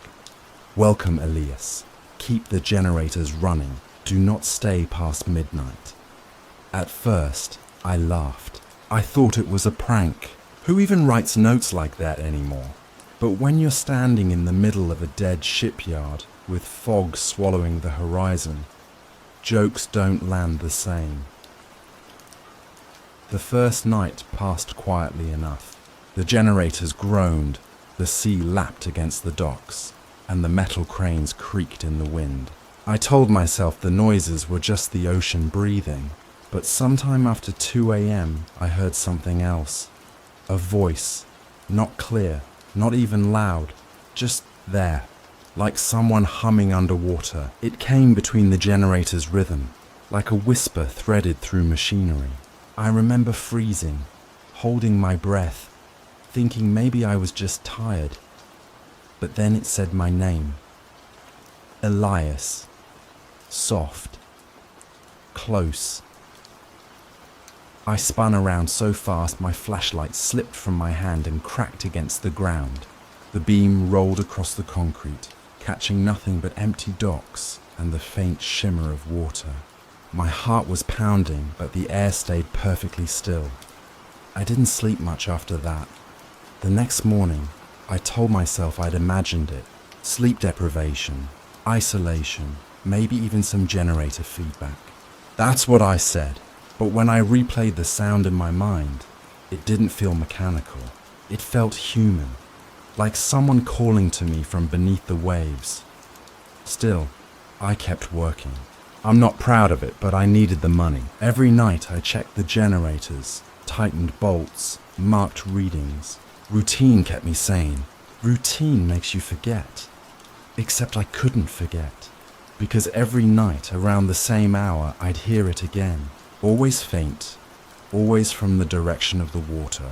Sometimes just my name, sometimes something else, something that almost sounded like a question. And sometimes I answered. I didn't mean to.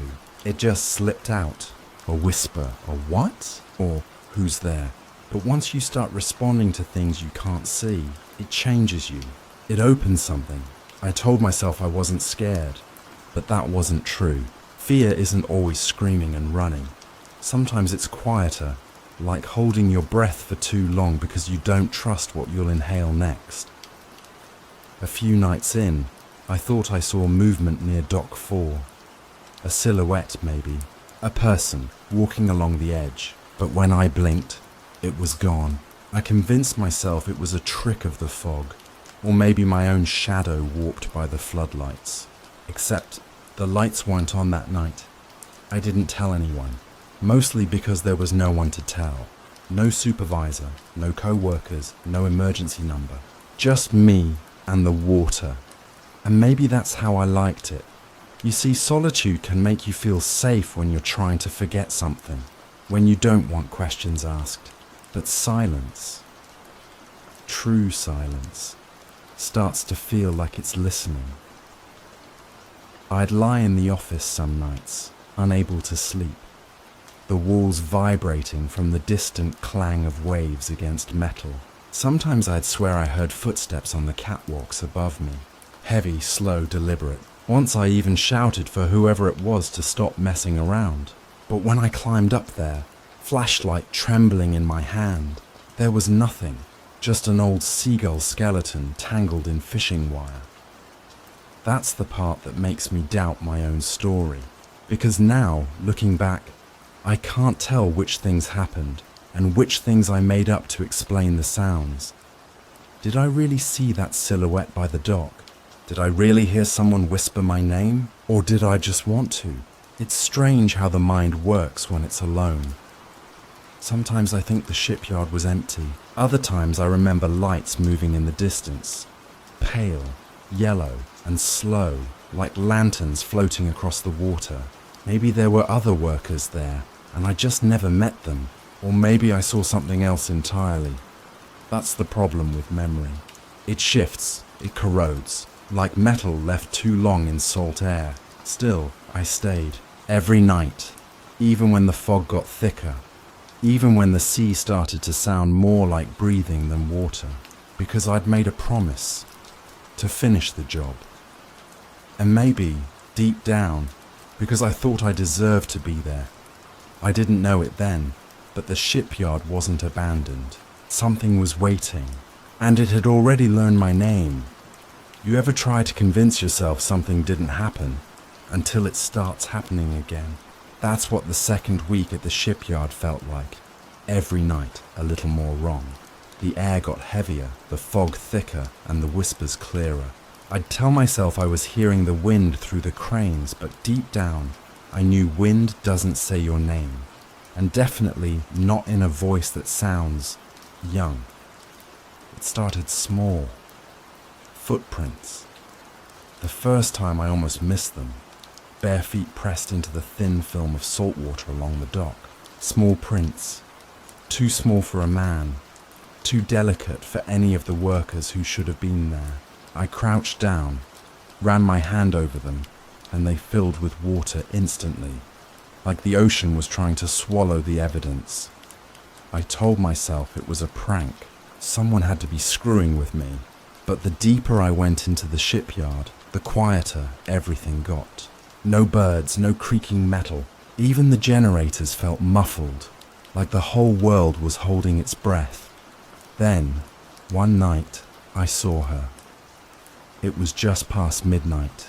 The fog was moving like smoke, and the docks looked like they were floating on clouds. I was doing my rounds when I noticed a shape standing in the dry dock. Tall shadows stretching from the floodlight behind me. She stood ankle deep in stagnant water, her hair plastered to her face, her arms hanging limp at her sides. I froze. She didn't move, didn't speak. "Hey!" I shouted, forcing my voice to sound braver than I felt. "You're not supposed to be here!" Nothing. I took one step forward, the sound echoing across the dock. The figure tilted her head slightly, just enough for the light to catch her face. Eyes wide open, mouth slack, skin pale as sand. And then she was gone. No splash, no footsteps, just empty water. I told myself I imagined it. I had to. Maybe it was fog refracting light. Maybe my brain misfired. But when I climbed down into the dock, I found something floating in the water. An old torn ribbon. Sea green, frayed at the ends. I kept it. I don't know why. Maybe I thought I'd prove she was real. Maybe I already knew she was. The next day, I searched the office, looking for anything. Records, logs, something to tell me who might have been here before. There was one ledger tucked behind a file cabinet, its pages swollen with damp. I flipped through it, dates fading to nothing, names blurred until one line stood out. Marin Lawn, dockhand, missing, July 1994. The ink bled where someone had underlined missing. I don't remember breathing for a full minute after that. The air just left. I kept telling myself it was coincidence. Maybe someone else wandered through here. Maybe those prints weren't hers. Maybe I didn't actually see her at all. I even tried talking out loud while I worked to drown the whispers. It helped for a while, until the third night. That night, I heard crying. Soft, broken sobs coming from beneath the dock. The kind of crying you try to muffle so no one knows you're there. I grabbed my flashlight and leaned over the edge, scanning the black water. Marin. I don't even know why I said her name. It just slipped out, like my tongue already knew it. The crying stopped. Then came the bubbles. Just a few at first, then dozens, breaking the surface in a circle right below me. I stumbled back, my flashlight slipping from my grip again, beams spinning across the planks. And in that split second of flickering light, I saw her face under the water, eyes open, lips blue, hair floating like seaweed. I ran. I don't remember reaching the cabin. I don't remember locking the door. I just remember the sound, the slow, deliberate knocking, 3 times, not frantic. Calm. From underneath the floorboards. I sat there until dawn, holding the ribbon in my hand, my breath fogging the window. The next morning, I told myself it couldn't have been real. I even laughed, said it out loud just to make it sound smaller. You didn't see anything, Elias. You're tired. You're hearing things again. Again. That word slipped out before I realized it. I froze because I'd told myself I left all that behind. The voices, the sounds that used to come before things went wrong. But maybe they hadn't stopped. Maybe they just moved with me. The 4th night, I found the water pump running even though I'd switched it off. A trail of wet footprints led from the dry dock to the office. I followed them with the flashlight, my chest tightening with each step. They ended at my door, bare, small and fresh, and then they vanished, not faded, not dried, gone, like whoever made them had been standing there a moment ago listening. That's when I started talking to her. Not out loud, not at first, just in my head. Questions I didn't want to ask out loud. What do you want? Why me? Sometimes the ocean answered. Sometimes it was just the wind. But one night, while I was recording the Generators hum, trying to capture proof of something. The tape picked up a voice. Behind me, a whisper. You came back. It wasn't a question. I replayed it over and over until sunrise, every nerve in my body burning. And yet, even now, part of me wanted to believe it. Because when you've done something unforgivable, hearing someone, anyone, call your name feels like a kind of mercy. But the ocean doesn't forgive. It remembers, and Marin Lawn wasn't done remembering. They say isolation makes you hear things. But what if isolation just clears the noise long enough to let you finally hear what's always been there? That's how it started, the blurring. By the third week, I couldn't tell when the nights ended and the mornings began. The fog swallowed the sun whole, and my clock stopped working on its own. The hands just froze at 12:03 midnight maybe, or maybe it never stopped being midnight after that. I started recording myself, audio logs, like proof that I was still sane. Each night I'd sit by the generator and talk into my tape recorder. Day 12, I'd whisper, maintenance check complete. Still no sign of anyone else. I wanted a record, something to keep me tethered. But when I played the tapes back, there was always another voice. Not loud, more like an echo layered beneath mine. I'd say, all quiet tonight. And underneath, barely audible, I'd hear it breathe. Liar. I deleted the first few recordings, but after a while, I stopped trying to hide it. It was part of the shipyard now, or maybe part of me. The wet footprints came back too. Only this time, they didn't lead to my door. They started from it. I woke one morning to find the office floor glistening, water pooling beneath my boots. The door was open just slightly and the air smelled like salt and rust. When I stepped outside, I saw it. The trail leading down to the dry dock. Same small bare prints as before. But this time, they weren't fresh. They were bleeding. I followed them anyway. I had to. The fog was so thick it swallowed my flashlight's beam within inches. I walked slow, each step echoing, the sound too loud in the emptiness. I thought about calling her name again, Marin, but I didn't trust what would answer. At the dock's edge, I found the rope ladder hanging into the pit. The water below shimmered dark and still. I should have turned back. But then I heard it again. That voice from beneath the water. Only now it wasn't crying, it was laughing. That laugh followed me down the ladder. The air grew colder the lower I went. My boots splashed into knee-deep water, and the flashlight flickered. The sound of dripping metal echoed all around, rhythmic, almost like breathing. The walls of the dock were slick with algae, and somewhere deeper, water was moving, slow, deliberate, like something alive. And then I saw them. Wet handprints along the wall, small, pale, leading into the maintenance corridor that ran beneath the dock. I didn't even know it existed until then. The hatch had always been sealed shut, but now it hung open, rusted bolts torn free. I remember whispering, "How?"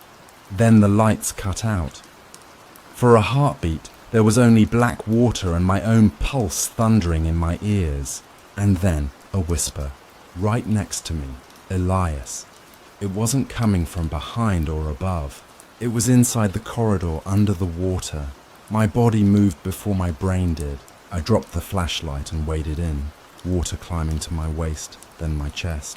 I tried to keep breathing, but the air was thick, heavy, and wrong. Every sound seemed too close, too personal. "Who are you?" I yelled, though I already knew. No answer, just that faint, warped laughter again, bubbling up from below. I turned to climb back out, but the ladder was gone. I swear it was gone. I shone my light where it should have been and saw only wet wall and shadow. That's when panic took over. I waded deeper into the corridor, trying to find another way out, but every few feet the water grew darker, thicker, colder, and then something touched my leg. Not seaweed, not debris, fingers. I screamed and stumbled forward, the water rising to my chin. I dropped the flashlight. It sank, beam fading into the murk. And in that fading light I saw her face, just below the surface, eyes open, watching me. Marin. She didn't speak, didn't move, but behind her, in the darkness, shapes shifted. Other faces, distorted, unrecognizable, staring from beneath the ripples. I bolted. I don't remember how I made it back. Just that when I crawled out onto the dock, I was drenched, coughing, shivering, and the ladder was right there where it should have been, perfectly intact. That's when I realized the shipyard was changing me. I started hearing the whispers even when I was awake.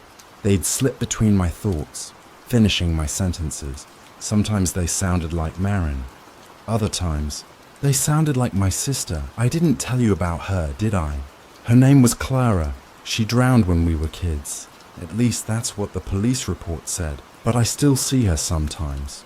Just a flash, the hem of her dress under the water. Maybe that's why I came here.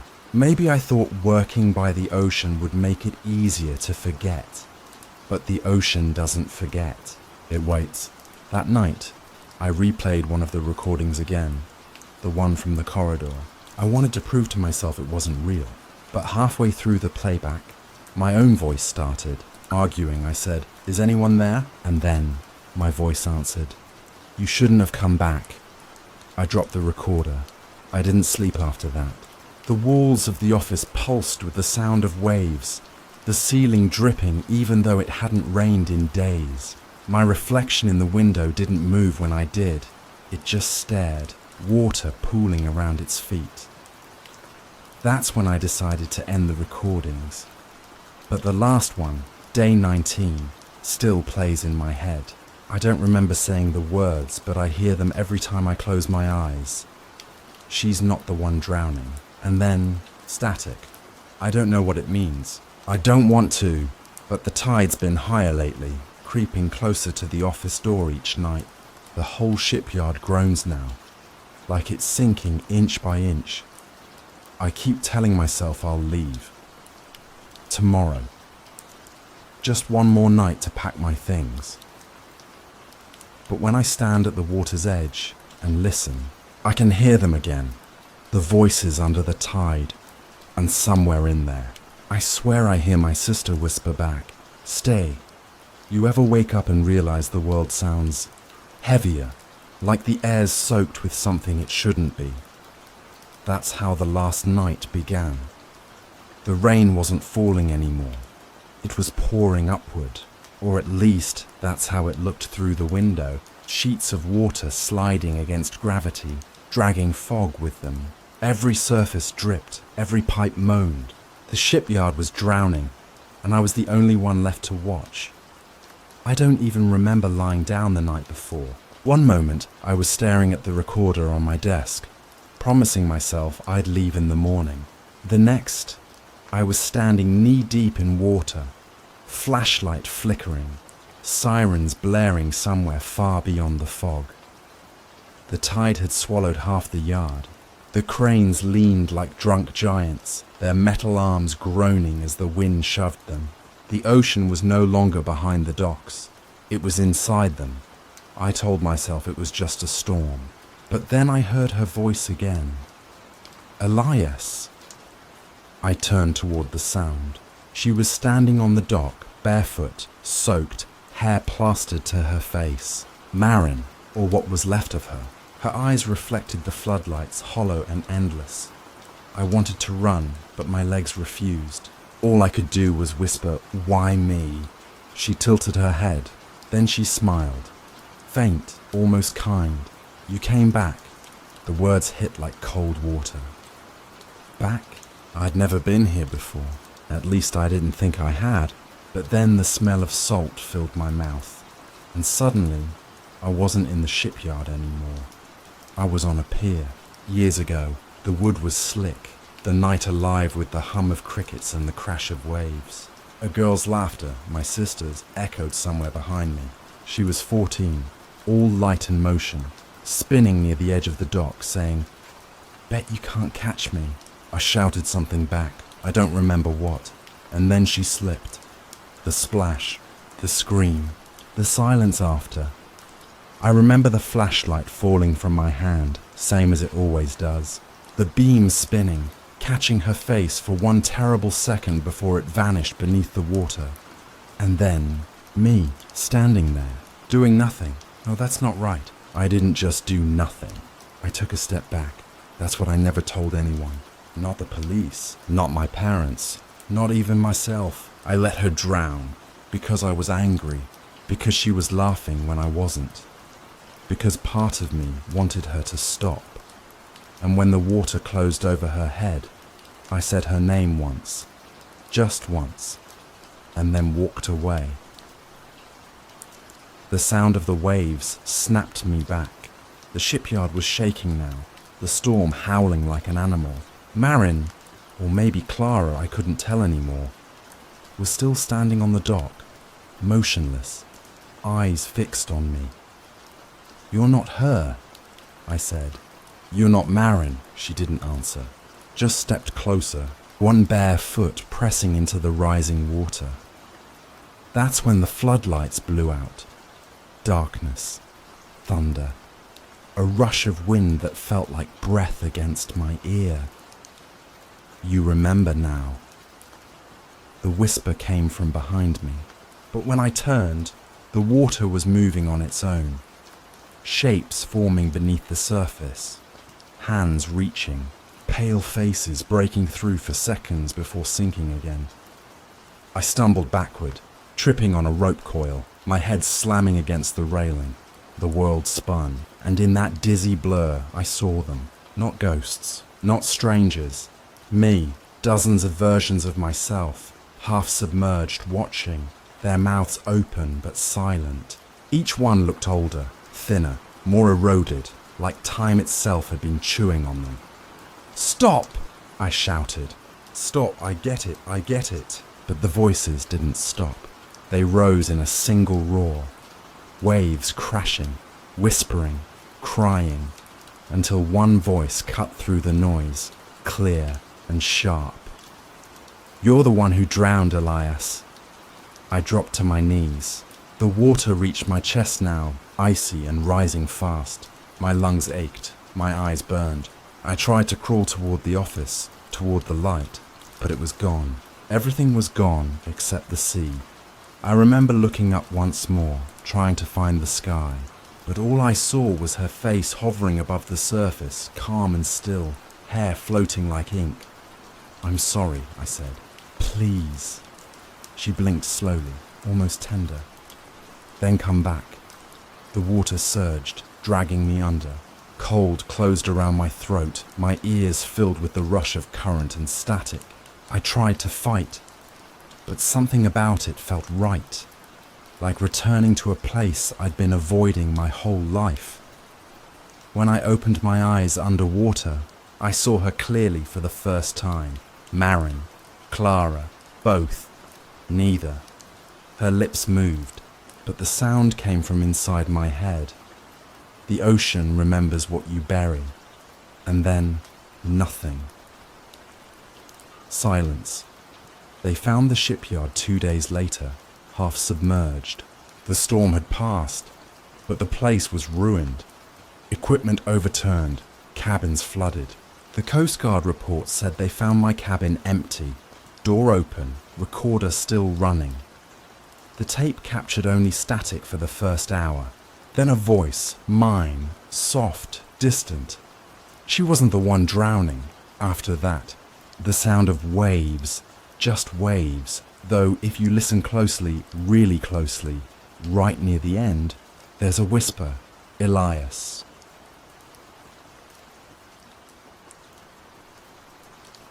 I'm not sure if I should be telling you this, but maybe that's the only way I'll sleep again. Because the trench, the one we were sent to explore, it isn't on any official maps. And the truth is, I think that's because someone already knew what was down there. That's where I'll start. Not with the contracts I signed, or the months of briefings, or the dry promises of scientific advancement. I'll start with the moment I realized we weren't on an ordinary expedition.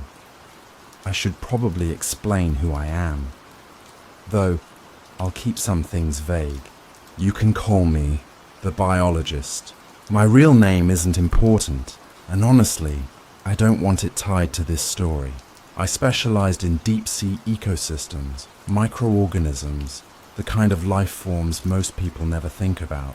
Things that live in complete darkness, things that shouldn't even be alive at all. When the funding came through for this mission, I thought it was the opportunity of a lifetime, a chance to map a trench so deep, so remote, that even satellite imaging couldn't capture its full dimensions. But here's what no one told us. The coordinates didn't exist in any public database. It was like the ocean itself was hiding a secret. The first time I saw the trench, my stomach turned. It wasn't like a canyon or a rift. It looked more like a wound, a scar in the Earth's crust, stretching further than our instruments could read.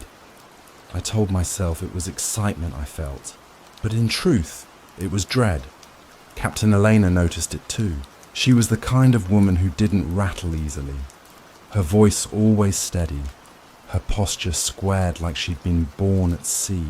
But when she looked at the sonar scans, her mouth tightened, and her hand gripped the rail just a little too long. "Biologist," she said. "Never my name. Always just biologist. You ever seen readings like that before?" I shook my head. "No, Captain. Nothing close." Her eyes narrowed. She didn't say what we were both thinking, that the readings didn't make sense. Depths where no seafloor should be. Shapes that shifted when the sonar swept back around, as if the ocean itself didn't want to be measured. I'm telling you this now, but I'll admit something. I'm not giving you the whole truth, not yet. There are parts I'll leave out, at least for now, because some details aren't safe. For you, or for me. If you knew everything at once, you'd never listen past the first few minutes. We set up the equipment slowly, carefully. Elena kept barking orders to the crew, but you should know, it wasn't a full ship. Just a skeleton team. That's another thing that bothered me. A trench like this should have warranted dozens of scientists, engineers, medics. Instead, we had less than 10 people, and half of them weren't even specialists. I asked Elena about it once, late at night, when most of the crew had turned in. She was leaning over the charts, a single bulb casting her face in sharp shadow. "They don't want too many witnesses," she muttered, almost like she hadn't meant for me to hear. When I asked her what that meant, she straightened, her expression hardening. "It means you should do your job, biologist, and leave the rest alone. I should have listened. I really should have."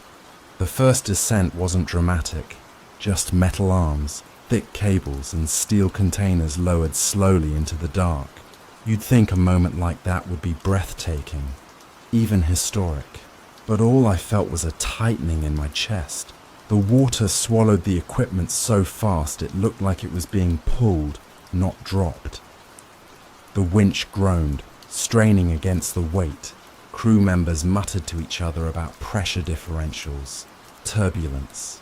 But I know what I saw. The cable wasn't just sinking, it was twitching, like something far below was tugging back.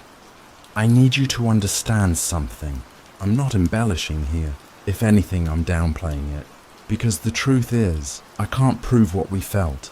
The readings logged nothing unusual. The instruments showed only the usual spikes you'd expect with depth and current. But every single one of us standing at that railing felt it. A pull. A drag from below. I didn't say anything then. Maybe it was because I didn't want to sound paranoid. Or maybe it was because part of me already knew this mission wasn't about research at all. Elena did speak though. Her voice was clipped colder than usual. "Lock it down. Don't let that line slip." And the way she said it, the way her eyes darted, just once toward the endless dark below us. That was the first time I wondered if she'd been here before. I should have ended this story here. I should have walked away when I still had the chance. But instead I stayed, because the trench wasn't just pulling on our equipment. It was pulling on me too, and when we lowered the second rig, something down there pulled back. When the winch finally hauled the container back to the deck, I swear to you, it wasn't just water dripping off it. The steel itself looked wet, like it was sweating from the inside, and maybe that's when we should have stopped. But we didn't stop. The deck was slick with seawater and oil, the night air biting cold, though we were nowhere near polar waters. My breath fogged, as if we'd been dragged into some other climate altogether. The crew gathered in a half circle, boots clanging on the metal floor as the winch groaned and set down the sealed container with a metallic thud. It was about the size of a coffin, bolted shut, pressure locked, its glass viewing port obscured by what I first thought was mud. Only later did I realize it wasn't mud at all. Captain Elena barked orders to secure it, her voice sharp, as though she wanted to drown out whatever silence had fallen over us. But silence like that can't be drowned out. It presses in. The trench had given something back. I leaned closer, ignoring the captain's warning glare. Inside the container was liquid, thicker than oil, blacker than ink. It clung to the glass unnaturally, refusing to slosh with the ship's sway. Something shifted in it. I know how that sounds, and maybe I imagined it. That's what I told myself, just pressure, just my tired eyes. Still, I swear I saw the liquid ripple against itself, as though it were breathing. It's inert, I said quickly, louder than I meant to. The words felt rehearsed, like they'd been waiting on my tongue. Probably decomposed organic matter. Sulfur compounds. Nothing unusual, but even as I said it, my stomach twisted. Because it didn't smell like sulfur. Not then. It smelled of nothing at all. Or maybe it did. Maybe there was a stench. Faint, rotten, metallic. I can't be certain anymore. I remember gagging at the rail, and yet, I also remember nothing but the ocean wind. Do you see what I mean? I'm not lying to you, I just can't trust myself. That night the crew was restless. Most avoided the container, giving it a wide berth, though no one admitted to being afraid. Seamen don't admit things like that, not out loud, but one man lingered. Thomas, the youngest of us, barely in his 20s. He kept staring at the container with wide eyes as if hypnotized. I told him to get some rest, but he only shrugged. Don't you hear it? He asked. I laughed nervously. Hear what? He tilted his head, listening. Breathing. I told him he was overtired, that he needed sleep. He nodded slowly, but I caught him later, still standing there, his ear almost pressed to the steel. I should have done more. I should have pulled him away. But the truth is, I didn't want to get close either. The next morning, Thomas was gone. No alarm was raised. No searchlight swept the waves. It was as if he had never been aboard at all. Elena's orders were curt. Focus on the mission. The crew muttered about accidents. He must have fallen overboard. He must have been careless. But the sea was calm that night. Dead calm. I should tell you what really happened to Thomas. But I can't. Not because I don't remember, but because remembering feels like inviting it closer. Maybe he jumped. Maybe he walked. Maybe he was pulled. I'll leave it at that. That day, we brought the container into the lower hold for examination. The air was thick down there, heavy with humidity. Or maybe it was that smell again. Sulphurous, rotting. Or maybe there was no smell at all. I argued for opening it. Elena refused. We don't know what it is, she snapped. But that was the point, wasn't it? We were here to find out. And something about that black liquid. It felt like it wanted us to. I know how insane that sounds. Liquids don't want, but every time I looked through the fogged glass, I felt it pressing back against my gaze, shifting, waiting. Later that evening, the ship shuddered, just once, like something massive had brushed against the hull. Crew ran to the rails, scanning the water, but there was nothing. Just black waves rolling endlessly. Back in the hold, the container sat quiet, still sealed, still locked. And yet, I swear, I saw condensation forming on the steel, tiny beads of moisture running upward instead of down. When I blinked, it was gone. I can't tell you how long we stared at that container. Hours bled into one another. Time seemed different near it. Conversations faltered. Meals went untouched. The rhythm of the ship fell out of sync. I dreamt of the trench, though I wasn't sleeping. The final moment came without warning. I was alone in the hold, or maybe I wasn't alone. Memory blurs here, and I've tried to piece it together, but it never fits cleanly. The container sat in the dim glow of the overhead lamp, steel damp, glass fogged. My eyes burned from staring too long, and then, crack. A sharp sound, like ice splintering. I froze. My breath caught in my throat, another crack. A hairline fracture split across the glass, black liquid pulsing against it from the inside, as though eager to spill free. I stumbled back, heart pounding, the sound echoing in my skull, because no one touched it, no one moved it. The container was opening on its own. I told myself it didn't make a sound when the glass split open. But that's not true. It did. It breathed, and the sound was wet, heavy, like lungs that hadn't been used in centuries. That's how it began. The moment I stopped pretending we were in control. The glass cracked again, splintering across the container like a spider web. Black liquid dripped onto the floor, thick and slow, almost reluctant to separate from itself. The crew shouted, scrambling back, the clang of boots echoing in the hold. I should have run too, but I couldn't. I stood frozen, watching, waiting, and then it slid out. The creature's body spilled across the steel floor with a sickening weight, pale, eel-like, slick with the black substance that had held it. It wasn't shaped right. Too long, too thin, but with protrusions. Limbs, if you could call them that. Arms that bent at the wrong angles. Fingers fused into sharp, twitching points. It twitched. Not like a fish gasping for water. Not like anything struggling for life. No. It twitched the way a child might imitate swimming after watching someone else do it. Unnatural. Learned. As if it didn't understand how a living thing was supposed to move. I kept telling myself, it's just a specimen. It's dying. It can't survive out here.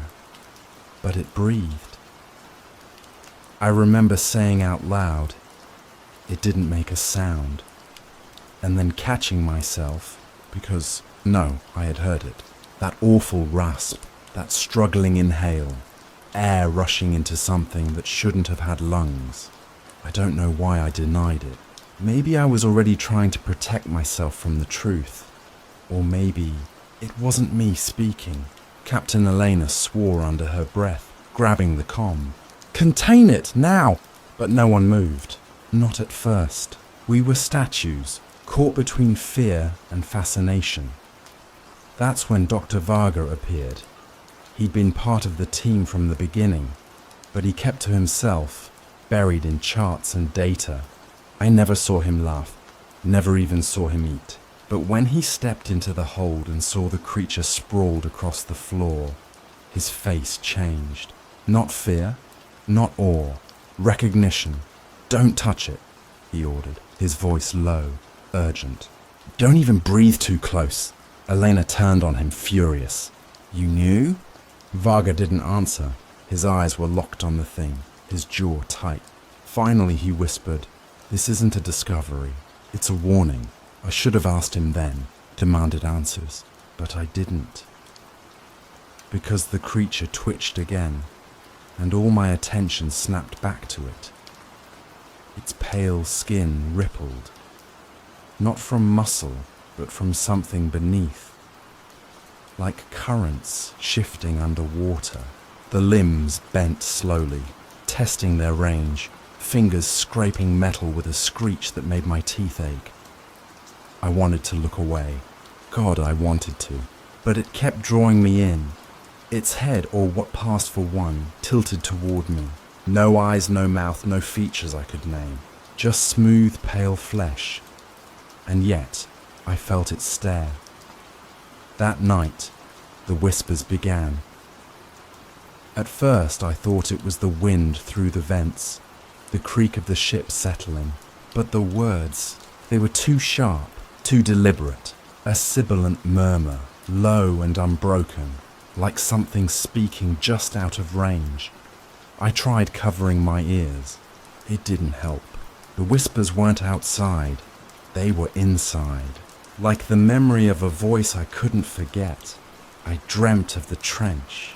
Always the trench. Dreams where I was sinking. Deeper and deeper. My lungs burning. Except I could breathe down there. And every time I inhaled, I felt the same rasping breath I'd heard from the creature. When I woke, I wasn't sure I had. I need to be honest with you, or as honest as I can. The crew wasn't whole anymore. Thomas was gone. Everyone else was unraveling. Men who'd been hardened sailors their whole lives suddenly jumped at shadows, muttered under their breath. One refused to go near the hold, another locked himself in his cabin, and me. I kept going back. I told myself it was for research, for science, that I had to observe the specimen, record what we'd found. But the truth is, I was drawn to it, like it wanted me there. Every time I stood near the tank, because yes, we put it in a tank, reinforced steel walls and thick glass, my thoughts quieted. The whispers faded. The nightmares grew clearer. I don't remember how long I stared at it each time. Minutes, hours, time bent around it. Varga cornered me once, his face gaunt, eyes burning. "You're listening to it, aren't you?" I stammered. "It doesn't speak." He leaned closer. "Not in words, but you hear it. I know you do. We all do. What is it?" I demanded.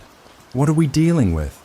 Varga hesitated, then said, "Not new, not unknown, forgotten, buried." His voice cracked. "And it should have stayed that way." The others started to hear it too. Not just whispers, breathing. Heavy, laboured breathing echoing through the corridors at night. Some swore they felt hot air against their skin, though nothing was there. One night, I woke with the taste of salt water in my mouth, and my pillow soaked through. My lungs ached like I'd been drowning in my sleep, and through it all, the thing in the tank twitched and writhed, never quite still, never quite alive. There are details I can't keep straight anymore. Sometimes I remember the thing as silent, thrashing against the glass with no sound at all. Other times, I remember it keening, a high-pitched wail that rattled my skull. I told the crew it never made a sound, but later I told Elena it breathed. Both things are true. Both things are lies. We kept it contained for days, or maybe it was weeks. Time blurred. Meals skipped, watches missed, men vanishing below deck. Yes, more than one. Don't ask me who. Don't ask me how many. I can't. Some faces blur when I try to recall them. But I know the whispers grew louder with every disappearance. Louder and clearer. They started to form words. Words I can't repeat here. The final night in the hold, I went down alone. Or maybe Varga was there too. The memory shifts like the trench itself. The tank glistened in the dim light, condensation streaking the glass. The thing inside lay coiled, its limbs twitching gently, rhythmically, almost like a heartbeat. And then it stopped, perfectly still. I held my breath, leaning closer, waiting for it to move again. That's when I realized I couldn't hear the whispers anymore. I couldn't hear anything at all. Just silence, vast and suffocating. And then the glass was empty. The tank was empty. The creature was gone. Have you ever seen blood shimmer like seawater under moonlight? I swear I did. But maybe it was only the reflection of my own madness. That's how I should begin, right? A confession. Except the truth is harder to shape than I expected. Slippery like the thing that crawled from that container. And maybe I'm not the one shaping it at all. Maybe it's shaping me. You remember where we left off? The tank was empty. No shattered glass, no broken seals, no trail of slime. Just absence, as though the pale thing had never existed. Captain Elena ordered a full sweep of the lab, barking into her comms.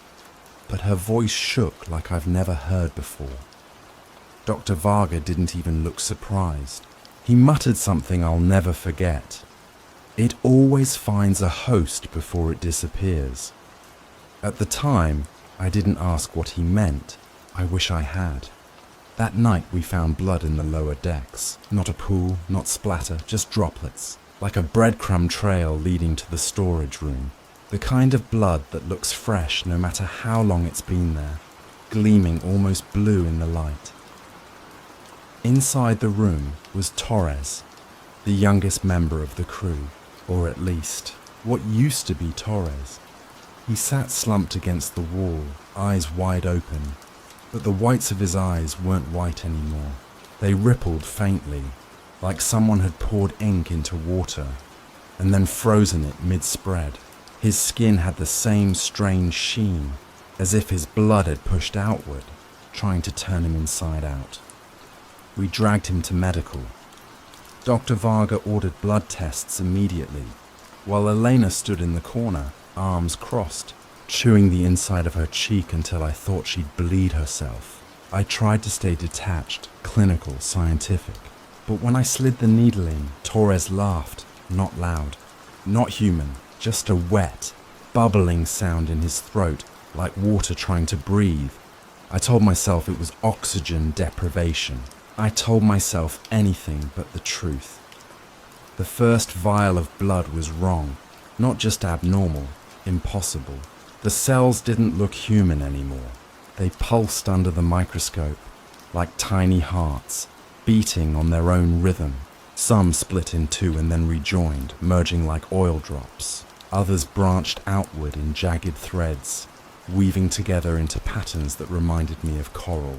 Living architecture building itself, and then the seawater smell hit me. At first, I thought it was the lab. But no, it was the blood. The fluid itself carried the stench of brine and rot, like the deep trenches we were mapping. I blinked, and for just 1 second, I swear I saw something swimming inside the droplet under the glass. When I looked again, it was gone. I told Captain Elena what I saw. She demanded clarity. Are you saying Torres isn't human anymore? I said no, I said yes. I said I didn't know. All of those answers are true. By then, sleep had already abandoned us. Every corridor seemed too narrow, every creak of the hull too loud. And then the whispers began. Not voices we could track to a person. Not mechanical interference, just faint murmurs slipping through the vents, rising when you tried to sleep. Words half-formed, like dreams you can't quite hold on to. I'd close my eyes and hear, "We are already inside you." I'd sit up, sweating, convinced it was Torres speaking through the walls, but his body was locked in medical under Varga's supervision. Sometimes I'd tell myself the whispers were only dreams. Other times I'd admit the dreams were leaking out of me, seeping into the waking world. I'd tell myself both at once, and neither felt right. Confrontation, Captain Elena snapped first. She cornered Varga in the lab, voice sharp as a blade. "Elena, we're ending this mission. I'll send a distress signal to command. They can scrub this whole ship if they have to." Varga. do that, and you doom them too. Do you understand? This isn't an organism.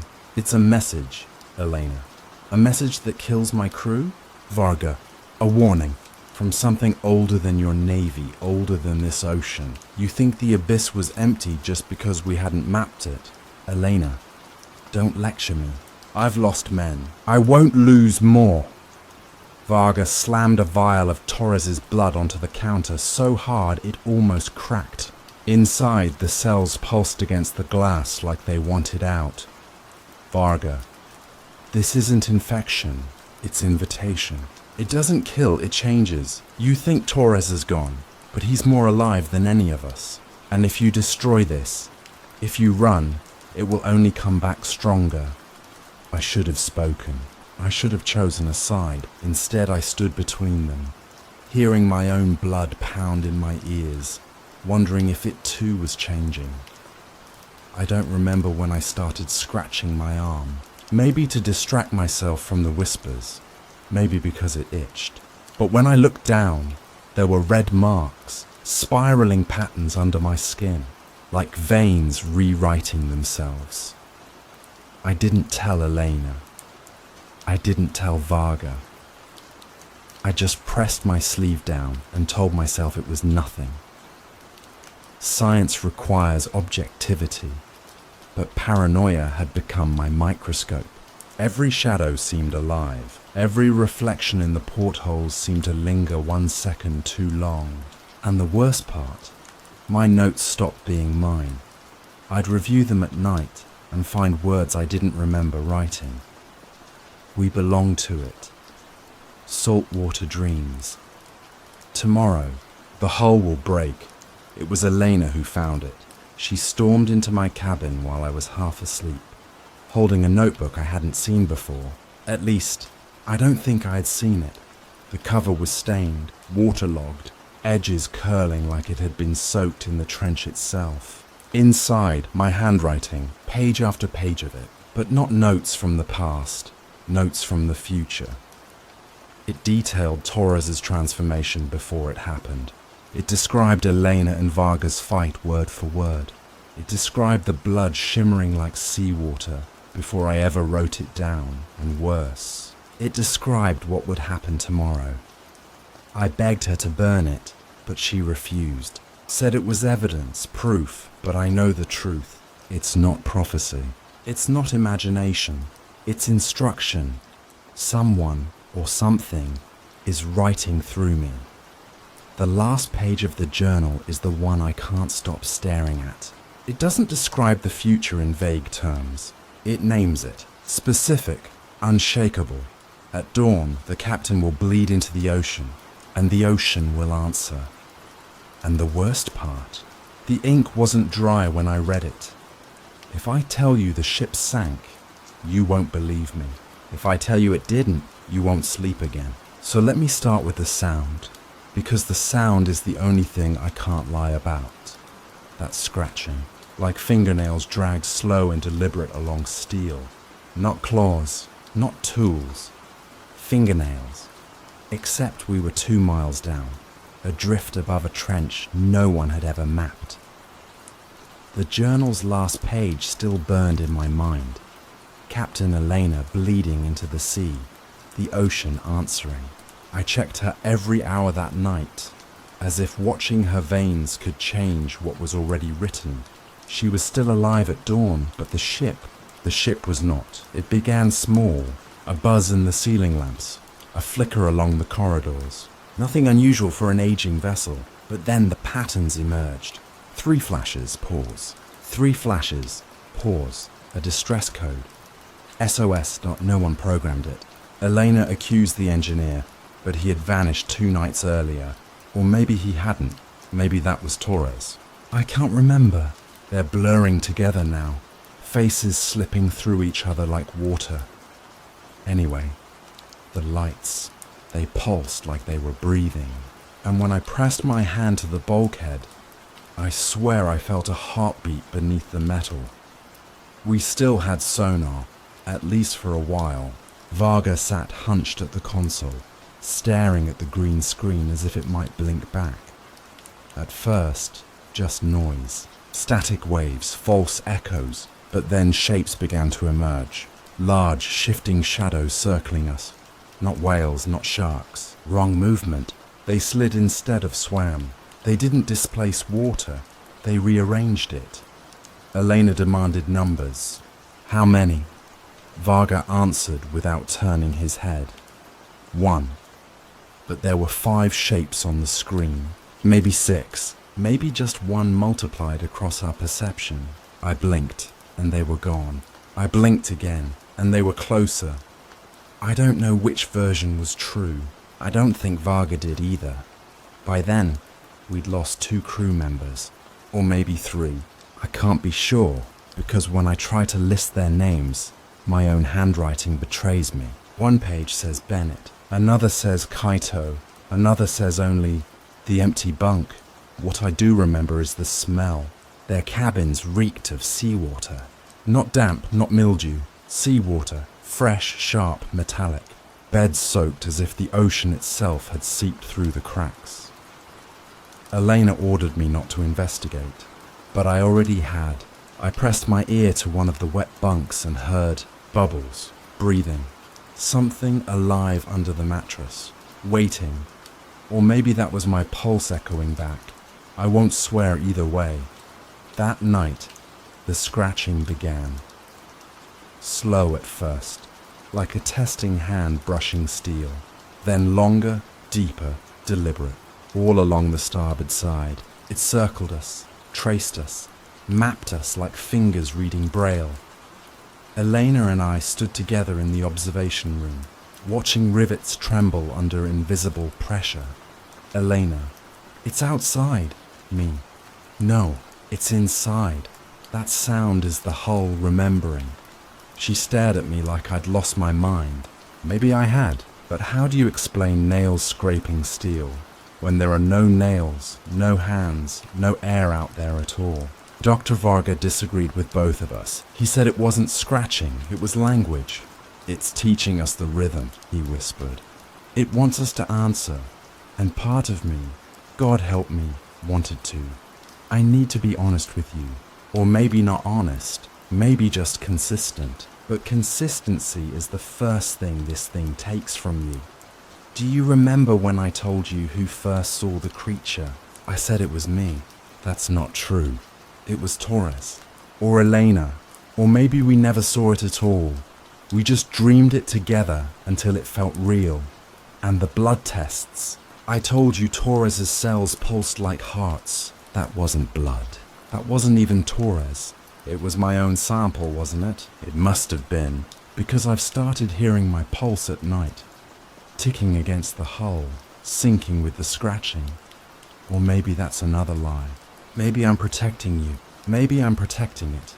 The scratching grew bolder. Now it came from beneath our feet, from the very spine of the vessel. Bolts groaned, panels warped, and when I ran my hand along the wall, I felt, not steel, but something softer. It gave beneath my touch. Warm, pliable, like skin. I jerked my hand back, but my palm came away wet. Salt water or blood, or both. Vargas smiled when I told him, said it was the next phase, said the ship wasn't failing, it was adapting. It's making us seaworthy, he insisted, making us like it. Elena nearly struck him. She screamed that we'd mutiny if we had to, but I stayed silent, because part of me agreed. And worse, part of me wanted to see what we'd become. Sleep was impossible now. The whispers had grown teeth, biting through every dream. They spoke through the pipes, the ventilation shafts, the intercom system itself. Sometimes it was Torres's voice, sometimes my own. Let go. The hull is hollow. You only have to step through. I wandered the corridors at night, notebook in hand, tracing the voices. Once, I opened a maintenance hatch and found seawater dripping upward. Against gravity, it pooled along the ceiling, forming shapes I dared not name. I wrote it all down. At least, I think I did. But when I checked the notebook later, the page was blank except for one line, over and over. The hull is not the ship. The ship is you. On the fourth day of malfunctions, the engines failed. No power, no propulsion, just the endless drift above the trench. Elena tried the backup systems, dead. Tried the radio, static. Tried me. And I had nothing left to give her. We sat in silence, listening to the hull creak and groan like a living ribcage. The shadows on sonar had returned, circling closer than ever, though Varga swore there was only one. Elena wanted to abandon ship, but the lifeboats were already flooding. Seawater seeping through seams that should never have opened. That's when the journal appeared again. I hadn't written in it, I swear, but there it was on my bunk, pages damp, ink smearing, and the words, my words, described exactly what Eleanor would say next. If we die together. But we will not surrender this ship. She hadn't spoken yet. But when she finally did, her words matched perfectly. Word for word, I dropped the book. It landed open on the final page, and this time, the handwriting wasn't mine. I need you to understand something. This ship never sank. Not in any report, not in any history you'll find. It returned to port, or maybe it was found adrift, depending on who you ask, depending on which of me you ask. But for me, for the version of me who lived it, the end was different. Because when the scratching stopped, silence filled every corridor, and in that silence the walls gave way. Not with a crash, not with a flood, but with a breath. The ship exhaled, and the ocean entered. I remember drowning, salt filling my lungs, my eyes bursting with pressure. But I also remember standing perfectly dry, notebook in hand, writing what you're hearing now. So which is it? Did I drown? Did I survive? Did the ship? The truth is simpler and worse. The ship never sank, but I still drowned. They told me I was the only one who survived, but no one could explain how I was found breathing salt water instead of air. That's the first lie, I think. Or maybe it's the truth and everything else is the lie. Either way, I should warn you, what I'm about to tell you isn't safe. Not for me, not for you, and yet I'm saying it. Because silence feels worse. Silence feels like obedience. So this is my confession, or my testimony, or my infection. You decide which. They said they pulled me from a lifeboat, that I was delirious, speaking in tongues, skin clammy, eyes bloodshot, that I raved about shadows under the hull and journals that wrote themselves, that I had salt caked in my lungs when the doctors tried to intubate me. But here's the thing, I don't remember a lifeboat. I don't remember an ocean above me. The last thing I recall is drowning inside the ship. No, being drowned by it. My body was gone. My notebook was floating, and yet here I am, speaking to you. So either I was saved, or I was remade. You can probably guess which one I believe. I'm not writing this anymore. I'm speaking into what? I couldn't tell you. A recorder, a console, maybe just into the dark. But I know you'll hear it. Somehow, some way, this will reach ears that were never meant to. Do you feel that? That prickle at the back of your neck? That suspicion that someone is breathing just behind you, too close, too wet? That's not paranoia. That's proximity. I know because I feel it too. I don't know if I'm on land. They say I am. They say I'm in quarantine.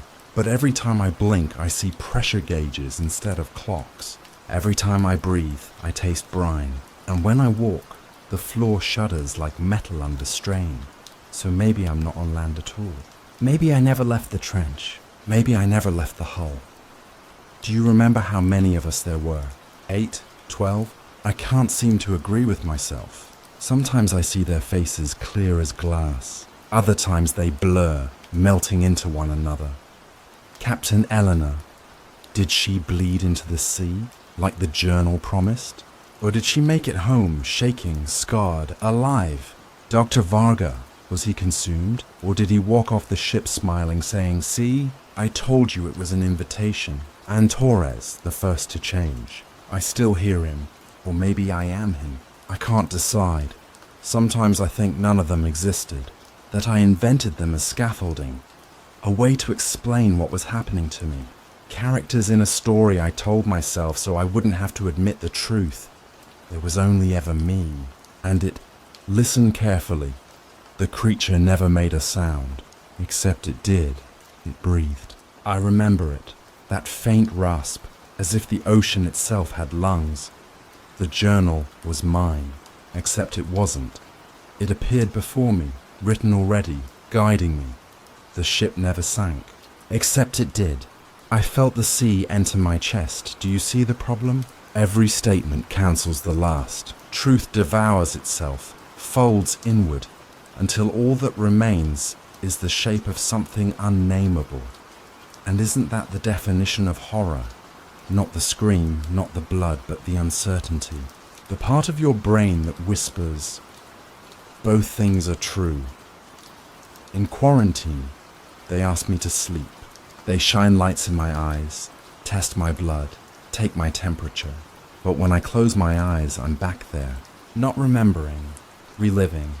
The ship groans around me. The whispers leak through the vents. The hull scratches like nails on chalkboard. And every time I open my eyes, I expect to find myself awake. But instead, I'm still here. What if I never woke up? What if the moment I drowned, the rest became dream? This confession, this voice, you listening, it could all be the dream still. And if that's true, then what are you? Dreamer or dreamed? I checked my skin yesterday. Stretched it tight under the fluorescent lights. There it was, a shimmer, a faint ripple like scales beneath flesh. Not infection, not disease, something deeper. My veins pulsed wrong, synchronized like sonar echoes. I tried to cut one open, just to prove it, but the blood that spilled was black at first. Black and alive. Then it blinked, and it was red again. I laughed. I couldn't stop. Because for once I wasn't contradicting myself. For once I was certain, I'm not surviving this. I am this. Do you remember the title I gave you, way back at the start? I'm a marine biologist. We found a creature that shouldn't exist. That was never the truth. That was the mask. The real sentence is shorter, more accurate. I am the creature that shouldn't exist. I see it now. All the pieces fit. The blood that shimmered, the whispers in the vents, the journal written ahead of me. It wasn't discovery, it was memory. My own. I wasn't documenting something alien. I was remembering what I already was. So why am I telling you this? Why confess? Why unspool this nightmare-like tape when I could simply let silence consume me? Because silence is too late. Because it isn't enough to change one man on one ship in one trench. Because you're listening, and listening is letting. That itch in your ear right now. The faint static. The shift in the room's pressure. You feel it, don't you? That's me. Or rather, that's it. Reaching through me. I'm not passing on knowledge. I'm passing on presence. I can't tell you if the expedition ever happened. Maybe there was no trench. Maybe there was no Pacific. Maybe I was never a marine biologist. Maybe those are words I borrowed to convince you. Maybe I've been speaking from the deep all along.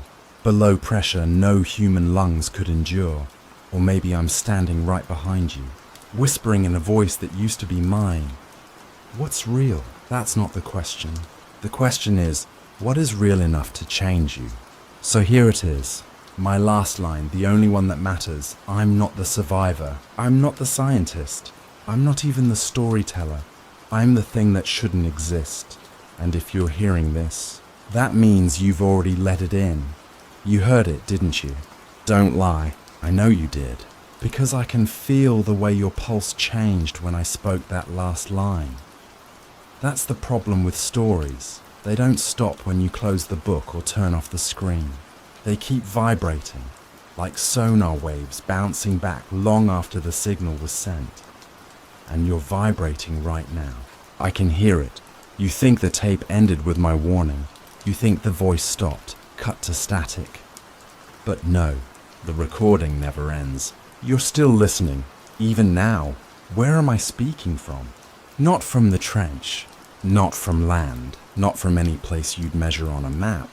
I'm speaking from inside the words themselves, from the pauses between my sentences, from the echo that lingers in your room when you swear you're alone. Because the truth is, this was never about me. It was always about you. Do you know what sonar really is? Sound turned into maps, voices turned into walls. That's all I am now. Not flesh, not bone, just vibration, pattern, code. And once you've heard me, you've received the code too. It doesn't need the ocean anymore. It doesn't need the trench. It only needs carriers, mouths to repeat it, ears to absorb it. Your ears, your mouth. And when you speak tomorrow, when you greet someone, when you whisper a secret, when you laugh, you'll pass it on, like a ripple, like infection, like breath-fogging glass. You want to know what happened to my body, don't you? The one they pulled from the sea, coughing salt and whispering riddles. It isn't here anymore. They tried to quarantine it. They tried to dissect it, but the tissue kept rearranging itself, folding into spirals no scalpel could follow. And when they burned the remains, the ash still twitched. So they sealed it away. A vault, underground, concrete thicker than trust. But you can't burn a voice. You can't bury vibration. You can't kill a sound that already lives in your blood. I know you're doubting me. That's good. Doubt slows the process. But it doesn't stop it. Because even as you doubt, the questions are gnawing. Did the expedition happen? Was there ever a ship? Was I a man or was I always the thing? The answer doesn't matter anymore. What matters is that you're still listening, still giving me space in your head, still letting the shape of my words mold your silence. And if you're wondering whether I can hear you back, I can. Check the walls tonight. You'll hear it if you're quiet enough. That faint scratching like nails on steel. You'll tell yourself it's the pipes or the neighbors or the building settling. But deep down, you'll remember this moment and you'll know. Because the hull was never the ship. The hull was the body, and everybody has a hull, yours included. Maybe you think you're safe because you're not at sea, because you're on dry land. But land is only crust, floating on the same abyss. You've never been farther than a few miles from the trench. It's beneath you, always beneath you. And when you sleep, when you dream, when your breath sinks to that hidden rhythm, you'll feel the descent. Not falling, not sinking, rejoining, because the ocean isn't out there. It's inside, in your blood, in your marrow, in the part of you that was never human to begin with. So here we are. The end of my confession, the end of my voice. Except there is no end, not really, because now it's your turn. You'll repeat me, even without meaning to. You'll let me ride your breath into someone else's ear, and when they hear, they'll carry it too, and so on, until the whole world hums with the sound of something that shouldn't exist. And when you realize it, when you hear yourself speaking words you never meant to, when you see your reflection shimmer like water, don't fight it. Don't deny it, because by then, denial won't matter. By then, you won't be the listener anymore, you'll be the voice. You heard it, didn't you? Don't lie. I know you did, because I can feel the way your pulse changed when I spoke that last line. That's the problem with stories. They don't stop when you close the book or turn off the screen. They keep vibrating, like sonar waves bouncing back long after the signal was sent. And you're vibrating right now. I can hear it. You think the tape ended with my warning. You think the voice stopped, cut to static. But no, the recording never ends. You're still listening. Even now, where am I speaking from? Not from the trench, not from land, not from any place you'd measure on a map. I'm speaking from inside the words themselves, from the pauses between my sentences, from the echo that lingers in your room when you swear you're alone. Because the truth is, this was never about me. It was always about you. Do you know what sonar really is? Sound turned into maps, voices turned into walls. That's all I am now. Not flesh, not bone, just vibration, pattern, code. And once you've heard me, you've received the code too. It doesn't need the ocean anymore. It doesn't need the trench. It only needs carriers, mouths to repeat it, ears to absorb it. Your ears, your mouth. And when you speak tomorrow, when you greet someone, when you whisper a secret, when you laugh, you'll pass it on, like a ripple, like infection, like breath-fogging glass. You want to know what happened to my body, don't you? The one they pulled from the sea, coughing salt and whispering riddles.